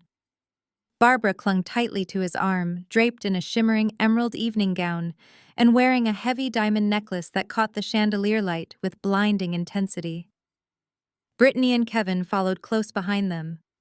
Brittany was completely wrapped in a white haute couture dress, holding a crystal-studded clutch, while Kevin sported a velvet dinner jacket and an arrogant, smug smile. They did not simply walk into the venue. They swept into the room acting as if they personally owned the entire hotel, the guests, and the $9 million acquisition itself. I watched from the dark balcony as they immediately bypassed the standard seating arrangements and commandeered the absolute best table in the entire room, directly next to the main stage. Richard loudly snapped his fingers at a passing waiter demanding 2 bottles of top-shelf vintage champagne for his table before the event had even officially begun. They were completely intoxicated by the illusion of their imminent wealth. They genuinely believed that within the next 24 hours, Kevin would be appointed Chief Financial Officer of my new foundation, granting them unrestricted access to the Vanguard buyout funds. The sheer magnitude of their delusion was breathtaking. They raised their glasses in a triumphant toast, celebrating a financial victory they had absolutely no part in creating. As the cocktail hour commenced, my family dispersed into the crowded ballroom to do what they did best. They began aggressively networking. I leaned against the brass railing of the balcony, tracking their movements with a cold, clinical precision. Richard confidently approached a small group of men standing near the ice sculpture. I recognized the men instantly. They were the private investors Richard had defrauded through his collapsing offshore shell companies.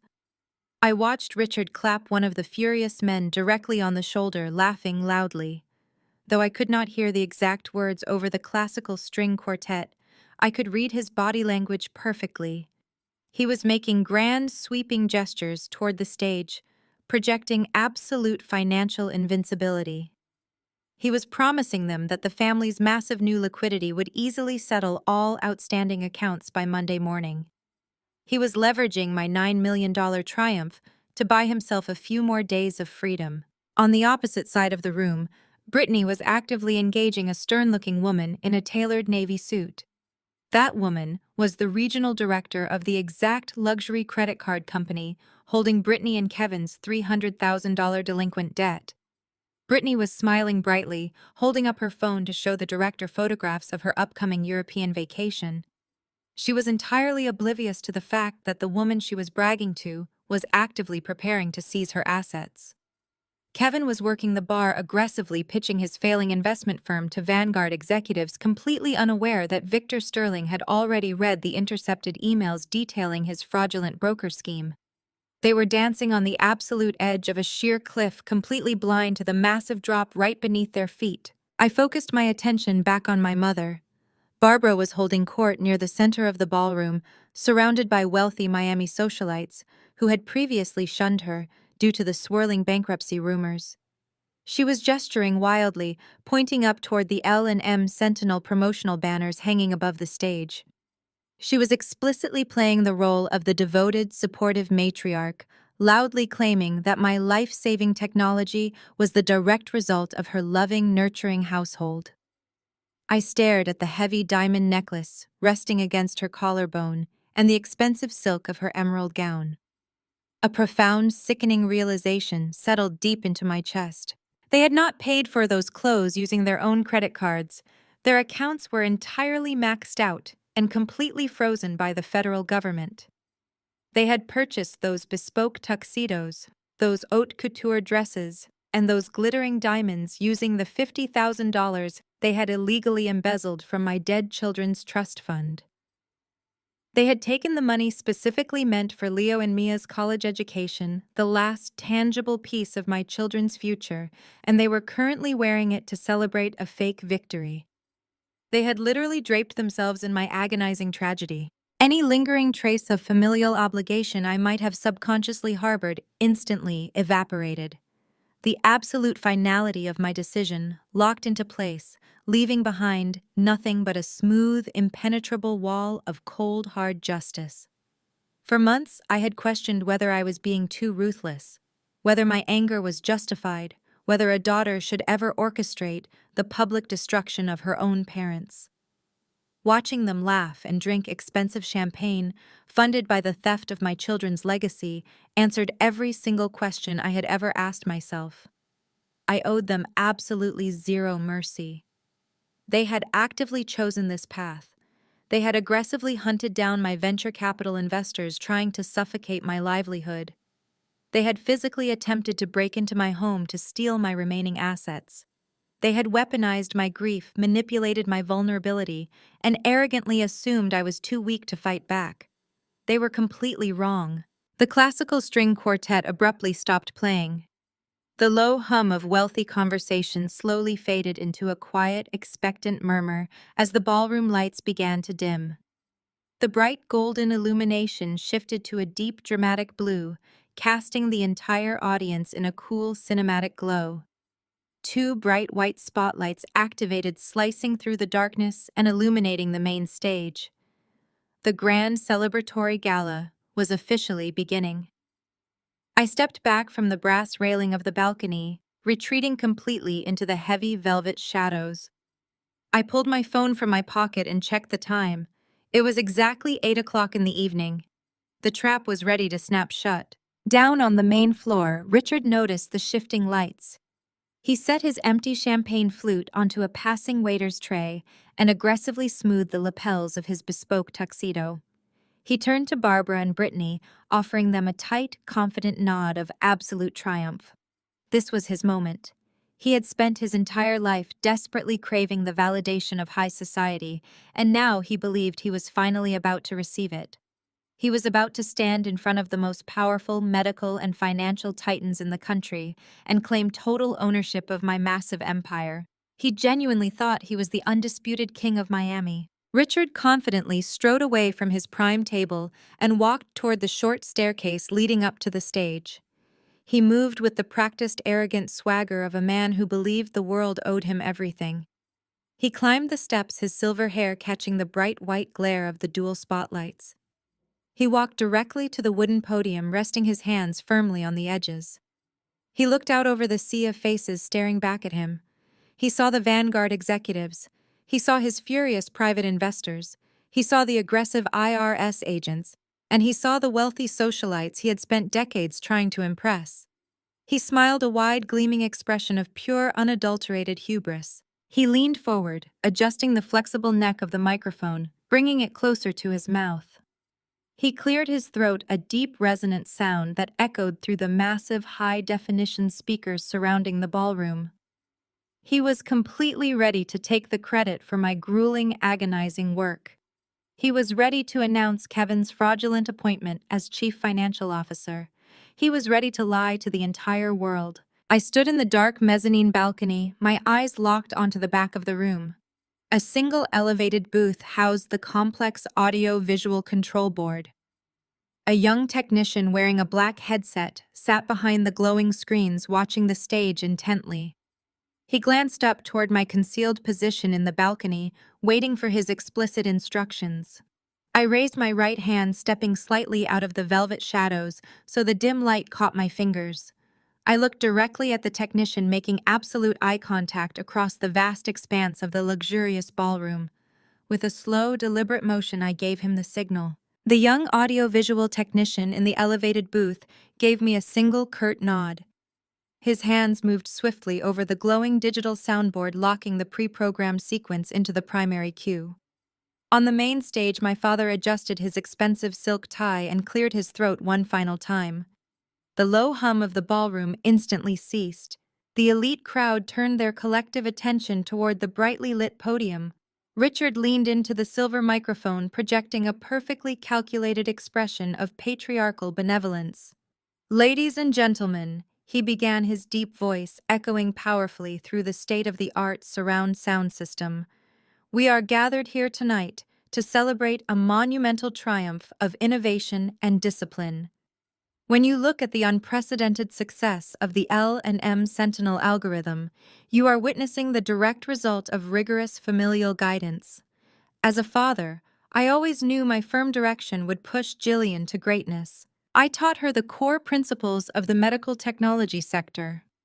I instilled in her the aggressive business acumen required to secure a $9 million acquisition with Vanguard Medical Solutions. We weathered the terrible storms together as a united family, and we built this magnificent empire from the ground up." His chest puffed out proudly.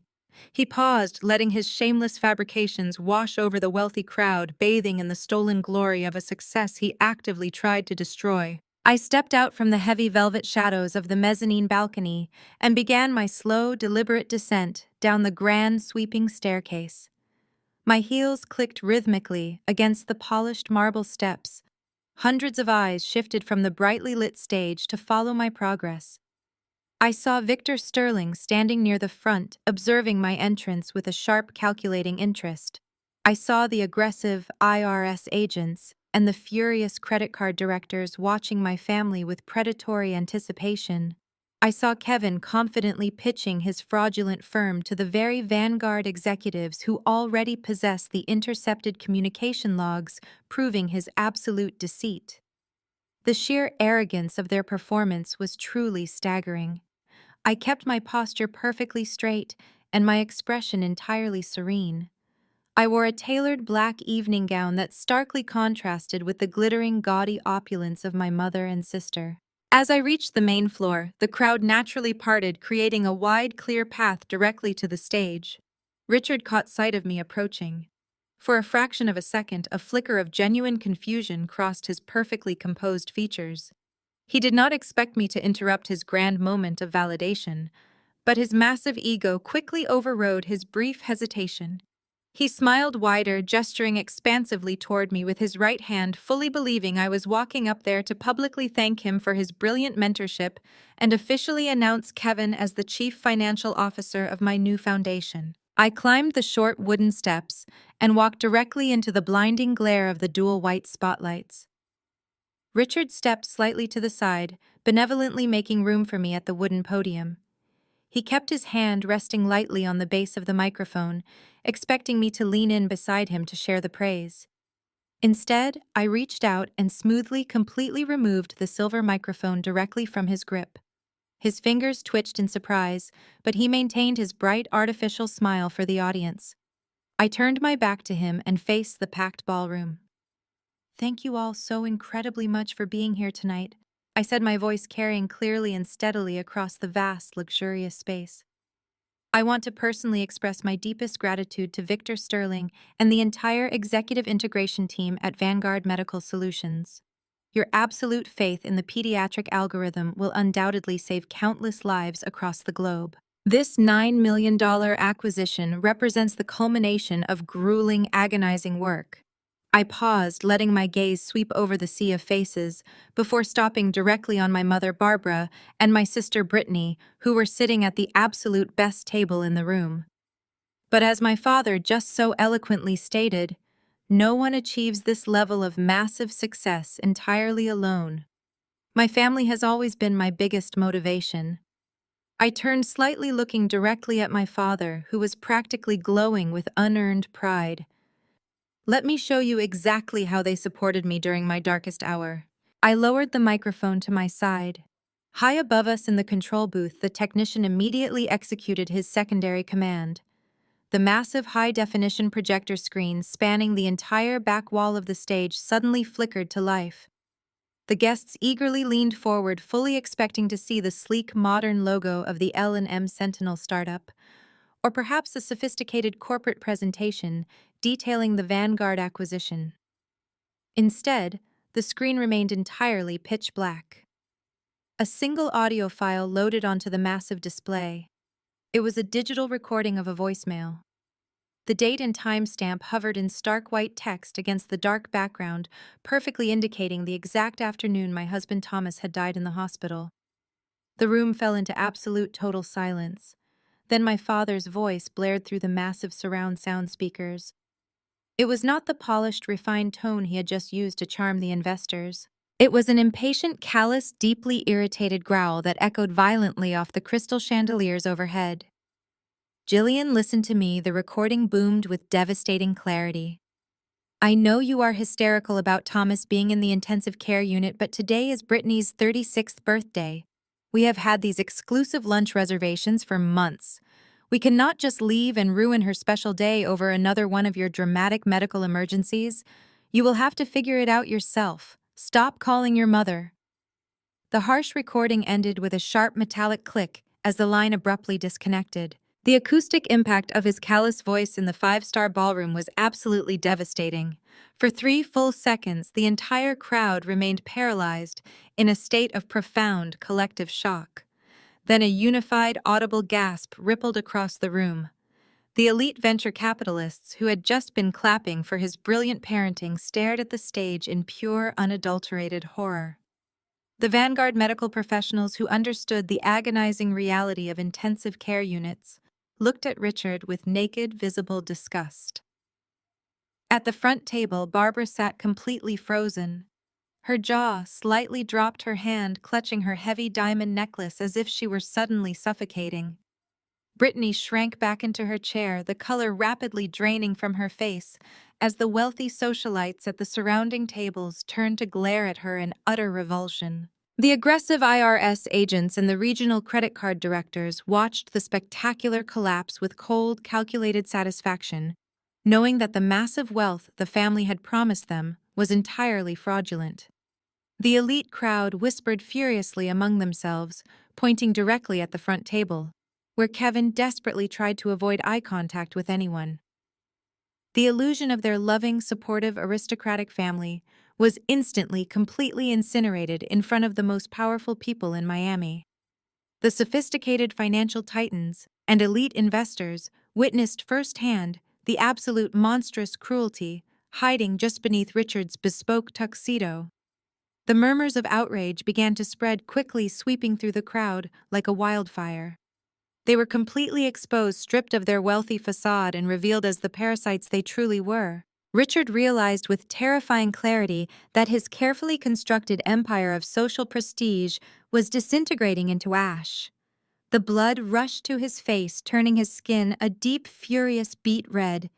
The veins in his neck bulged against his tight silk collar. His eyes widened with a frantic, trapped rage. He completely lost whatever tiny fraction of composure he had left. He lunged forward, extending his arm aggressively to grab the microphone back from my hand, desperately trying to regain control of the narrative and stop the public bleeding. I anticipated the violent movement perfectly. I smoothly stepped backward just out of his reach, leaving him grasping at empty air in front of the entire audience. I did not break eye contact with him.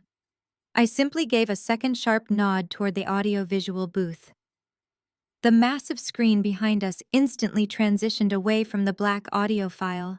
A high-resolution image flashed across the display, illuminating the entire stage with bright white light. It was a perfectly clear, magnified projection of an official banking statement. A bright red circle explicitly highlighted a massive $50,000 withdrawal executed by Richard and Barbara directly from the trust fund legally designated for my deceased children Leo and Mia. Projected directly next to that damning financial ledger was an itemized, highly detailed receipt. It clearly displayed the exact same $50,000 being spent the very next day to fund Brittany's luxurious private yacht charter in Miami Harbor.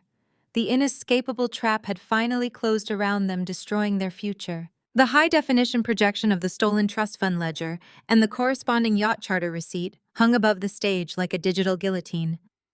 For a fraction of a second, the grand ballroom of the Miami Plaza Hotel existed in a vacuum of suspended animation.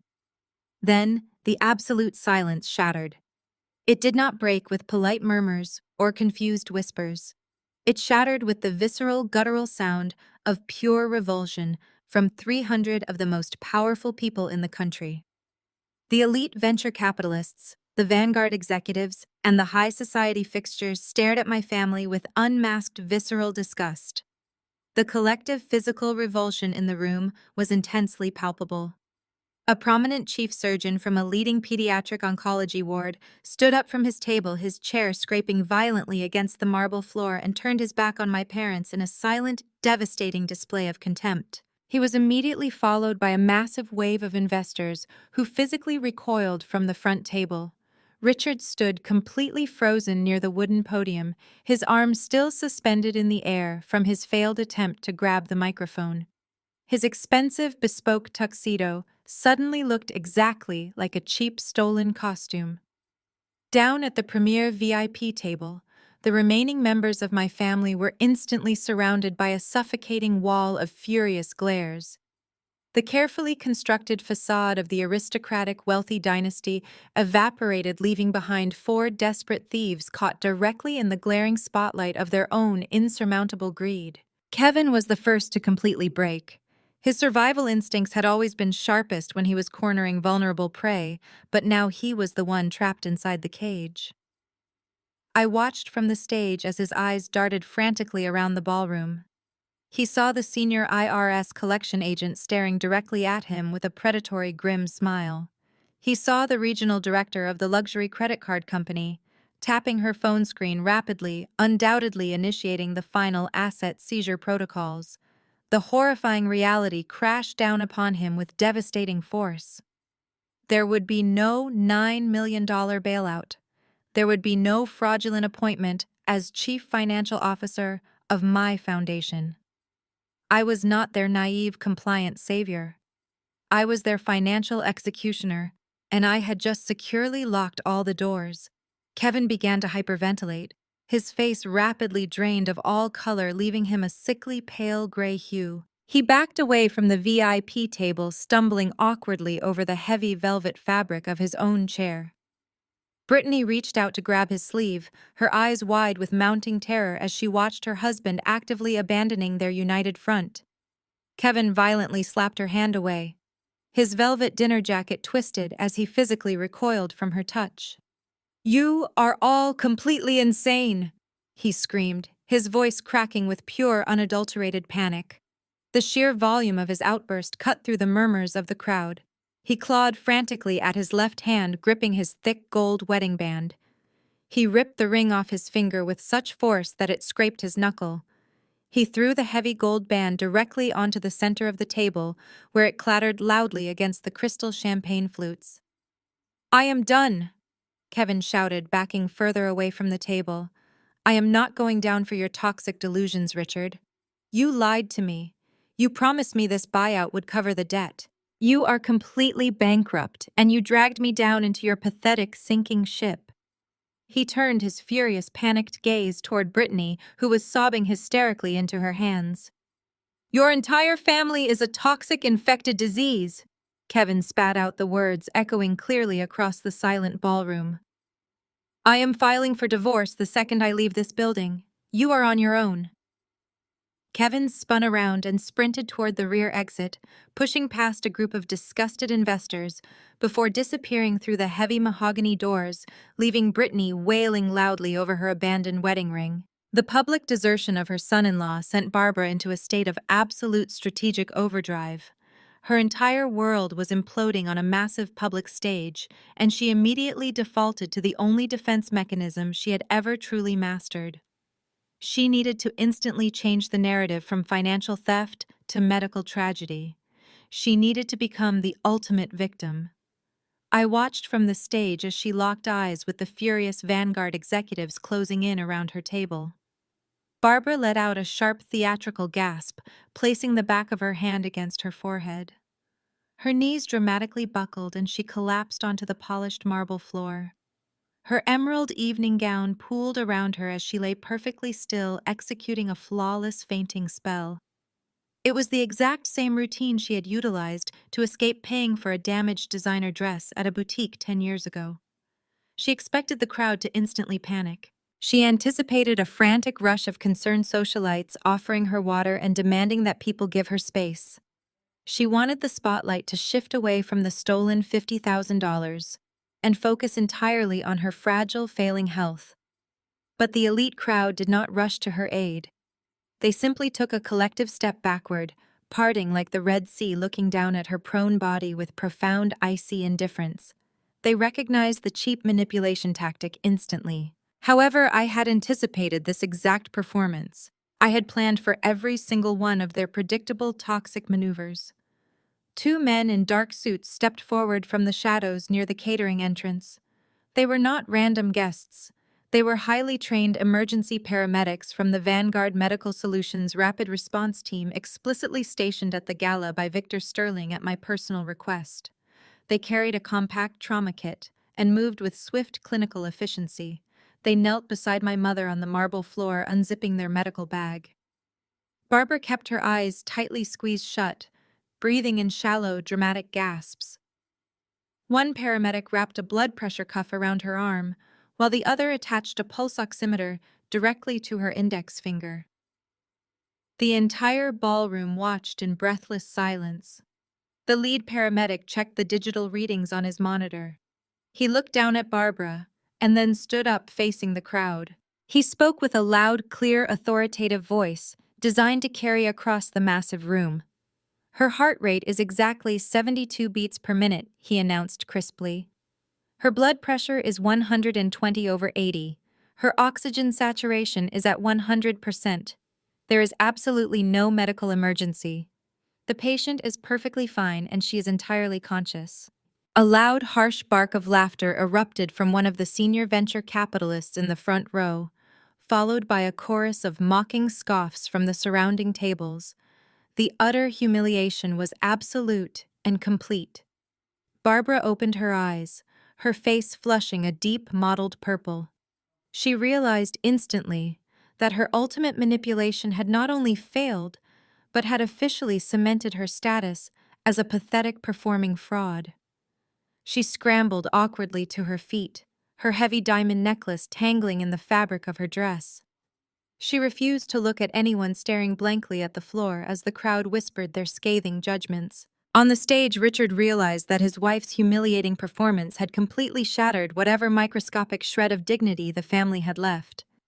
He slowly lowered his arm from the empty space where the microphone had been. He turned away from me, looking down at the ballroom floor. His escape route was completely blocked. The two extremely furious private investors he had been aggressively boasting to during the cocktail hour had bypassed the main tables and marched directly to the base of the stage. Their faces were flushed with pure rage. "You promised us our capital was secured in a high-yield offshore trust," the taller investor shouted, pointing a shaking finger directly at Richard. "You stood right there by the carved ice sculpture 10 minutes ago and swore on your life that your new liquidity would easily cover the entire $2 million deficit. You are nothing but a bankrupt thief, stealing from your own dead grandchildren to fund yacht trips." Richard opened his mouth, but absolutely no sound came out. The powerful, booming patriarch who had spent his entire life controlling every room he entered was suddenly reduced to a trembling, silent shell. He shrank back away from the edge of the stage, his broad shoulders slumping under the crushing weight of his public exposure. The illusion of his vast empire was gone, replaced by the pathetic reality of a desperate man facing total financial ruin and potential federal imprisonment. The regional credit card director stepped up beside the investors, glaring at Brittany, who was still crying silently at the table. You will be receiving our official asset seizure notification on Monday morning, the director stated coldly. Enjoy your European vacation. The heavy mahogany doors at the back of the grand ballroom swung open again. 4 hotel security guards dressed in crisp, dark, tactical uniforms marched down the center aisle, moving with deliberate, forceful purpose. They approached the front of the room, their eyes locked permanently onto Richard, Barbara, and Brittany. They were fully prepared to physically escort the disgraced family out of the luxury building and literally throw them onto the dark Miami streets. Richard looked down at the approaching guards, his eyes wide with profound, unadulterated terror. He took another stumbling step backward, physically cowering, as they reached the base of the carpeted stairs. The ultimate social exile he had always feared was mere seconds away. But I was not completely finished with them yet. I stepped directly into the center of the bright white spotlight. I raised my hand high into the air. The security guards instantly froze in their tracks, stopping just inches from my trembling father. The low, furious murmurs of the elite crowd abruptly died down, fading into absolute silence. I looked out over the sea of waiting faces, gripping the silver microphone tightly in my right hand, holding the undivided attention of every single powerful person in the room. The heavy silence in the grand ballroom was absolute. Every breath in the room seemed suspended in breathless anticipation. I looked at the prominent venture capitalists, the brilliant Vanguard medical executives, and the aggressive debt collectors. Then I shifted my gaze down to my parents, who were cowering at the base of the stage. My voice, when I finally spoke, was completely devoid of the hysterical emotion they had always accused me of possessing. It was the voice of a woman who had forged her own armor in the fires of loss. My father stood before you tonight, making promises with money he does not have and taking credit for an algorithm he actively tried to sabotage. I said my words, slicing through the quiet air with precision. He claimed that the $9 million Vanguard acquisition would secure his legacy and pay off the debts he accumulated through arrogance. But Vanguard Medical Solutions did not purchase my algorithm to fund luxury yacht charters or save failing offshore shell companies. They purchased it to save children, and that is exactly where every cent of that acquisition is going. A collective murmur of shock rippled through the VIP tables. I gestured toward the high-definition screen behind me. The projected bank statement disappeared, replaced by the glowing blue and silver logo of my newly established charitable organization. Today, I am officially launching the L&M Foundation. Named after my children Leo and Mia, this foundation will utilize the entire $9 million Vanguard buyout to provide cutting-edge pediatric alert systems to low-income families free of charge. The technology that my father arrogantly attempted to claim as his own will now protect vulnerable children across the nation. My biological family will not see a single cent of this money. Not today, not tomorrow, not ever. Their access to my wealth is permanently revoked, and their facade has been completely dismantled. Richard let out a strangled noise that sounded like a wounded animal. His face transitioned from a furious flushed red to a gray as the finality of my words crushed the breath of his grand delusions. Barbara, who had only just managed to untangle herself from her ridiculous emerald gown, stared at the glowing foundation logo with wide, horrified eyes. Her reality was unraveling in real time. She opened her mouth to launch into another defense, to beg or bargain or manipulate, but the unforgiving glares from the surrounding socialites instantly silenced her. Brittany remained slumped in her chair, abandoned by her husband, and completely stripped of her superiority. The murmurs of the crowd rapidly grew into a loud wave of enthusiastic applause. The Vanguard executives led by Victor Sterling stood up from their tables and began clapping. They were not just simply applauding the medical technology, they were applauding the destruction of a fraud. I raised my hand again, waiting for the applause to subside before delivering the final blow. The financial ruin of Richard and Barbara was simply the natural consequence of their own staggering ineptitude. I stated, my tone hardening into cold, impenetrable steel. But the malicious theft of $50,000 from a deceased miner's trust fund is a federal crime. I looked directly down at my father, whose shoulders were now violently shaking. For months, you arrogantly assumed I was too weakened by grief to notice your financial discrepancies. You believed you could steal the last tangible piece of my children's legacy to fund your desperate attempts to maintain your high society facade. You thought that because I was mourning, I was completely blind to your monstrous greed. You were wrong. Yesterday morning, my legal team officially handed over all the intercepted communication logs, the forged bank transfer signatures, and the itemized yacht receipts to the federal authorities. Official federal charges for wire fraud and embezzlement have already been filed against Richard and Barbara. The federal arrest warrants have already been officially signed. The IRS agents sitting at table 4 are not here to negotiate a settlement. They are here to initiate total asset forfeiture. The finality of the iron trap snapping shut was spectacular. The two IRS agents stood up from their seats, their expressions stoic, and walked deliberately toward the front of the room. Richard stumbled backward, shaking his head. He threw his hands up in front of his face as if trying to physically ward off the impending reality of his total destruction. He turned frantically toward the wealthy private investors he had been attempting to charm all evening, seeking a lifeline, an ally, a shred of sympathy. But the investors simply turned their backs on him, disgusted by the proximity of a man heading straight for federal prison. Barbara let out a genuine, piercing wail of despair. There was absolutely no fake fainting spell this time.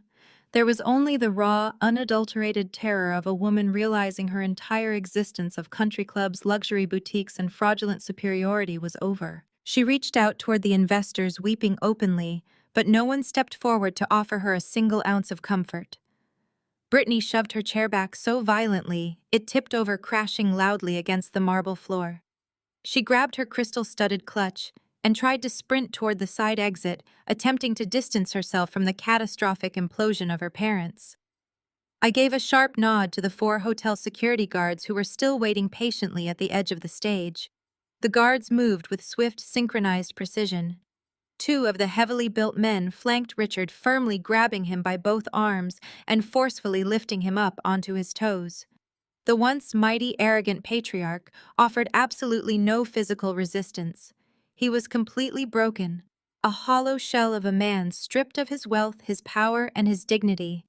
The other 2 guards firmly flanked Barbara and Brittany, completely ignoring their hysterical sobbing and pathetic protests. The guards physically marched them straight down the center aisle of the grand ballroom.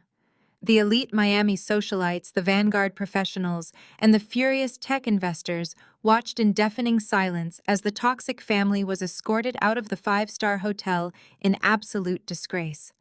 The heavy mahogany doors swung shut behind them, leaving them with nothing but impending prison time and inescapable bankruptcy. The heavy, suffocating air of the grand ballroom instantly cleared the moment the doors latched shut. A profound, spontaneous standing ovation erupted from the audience, shaking the crystal chandeliers overhead. The sound of their applause washed over the room, signaling the absolute end of my agonizing battle. I did not smile. I did not gloat. I simply offered a brief, respectful nod to Victor Sterling and stepped away from the wooden podium, leaving the bright spotlight completely behind. I navigated through the stunned crowd, gracefully accepting brief handshakes and quiet, respectful murmurs of congratulations from the investors. But I did not linger to celebrate. I needed the quiet solace of the night. I walked briskly out of the main ballroom, effortlessly slipping through a set of glass double doors that led directly out onto the hotel's expansive private terrace. The cool, humid ocean night air of Miami immediately wrapped around me, washing away the heavy, suffocating tension of the evening.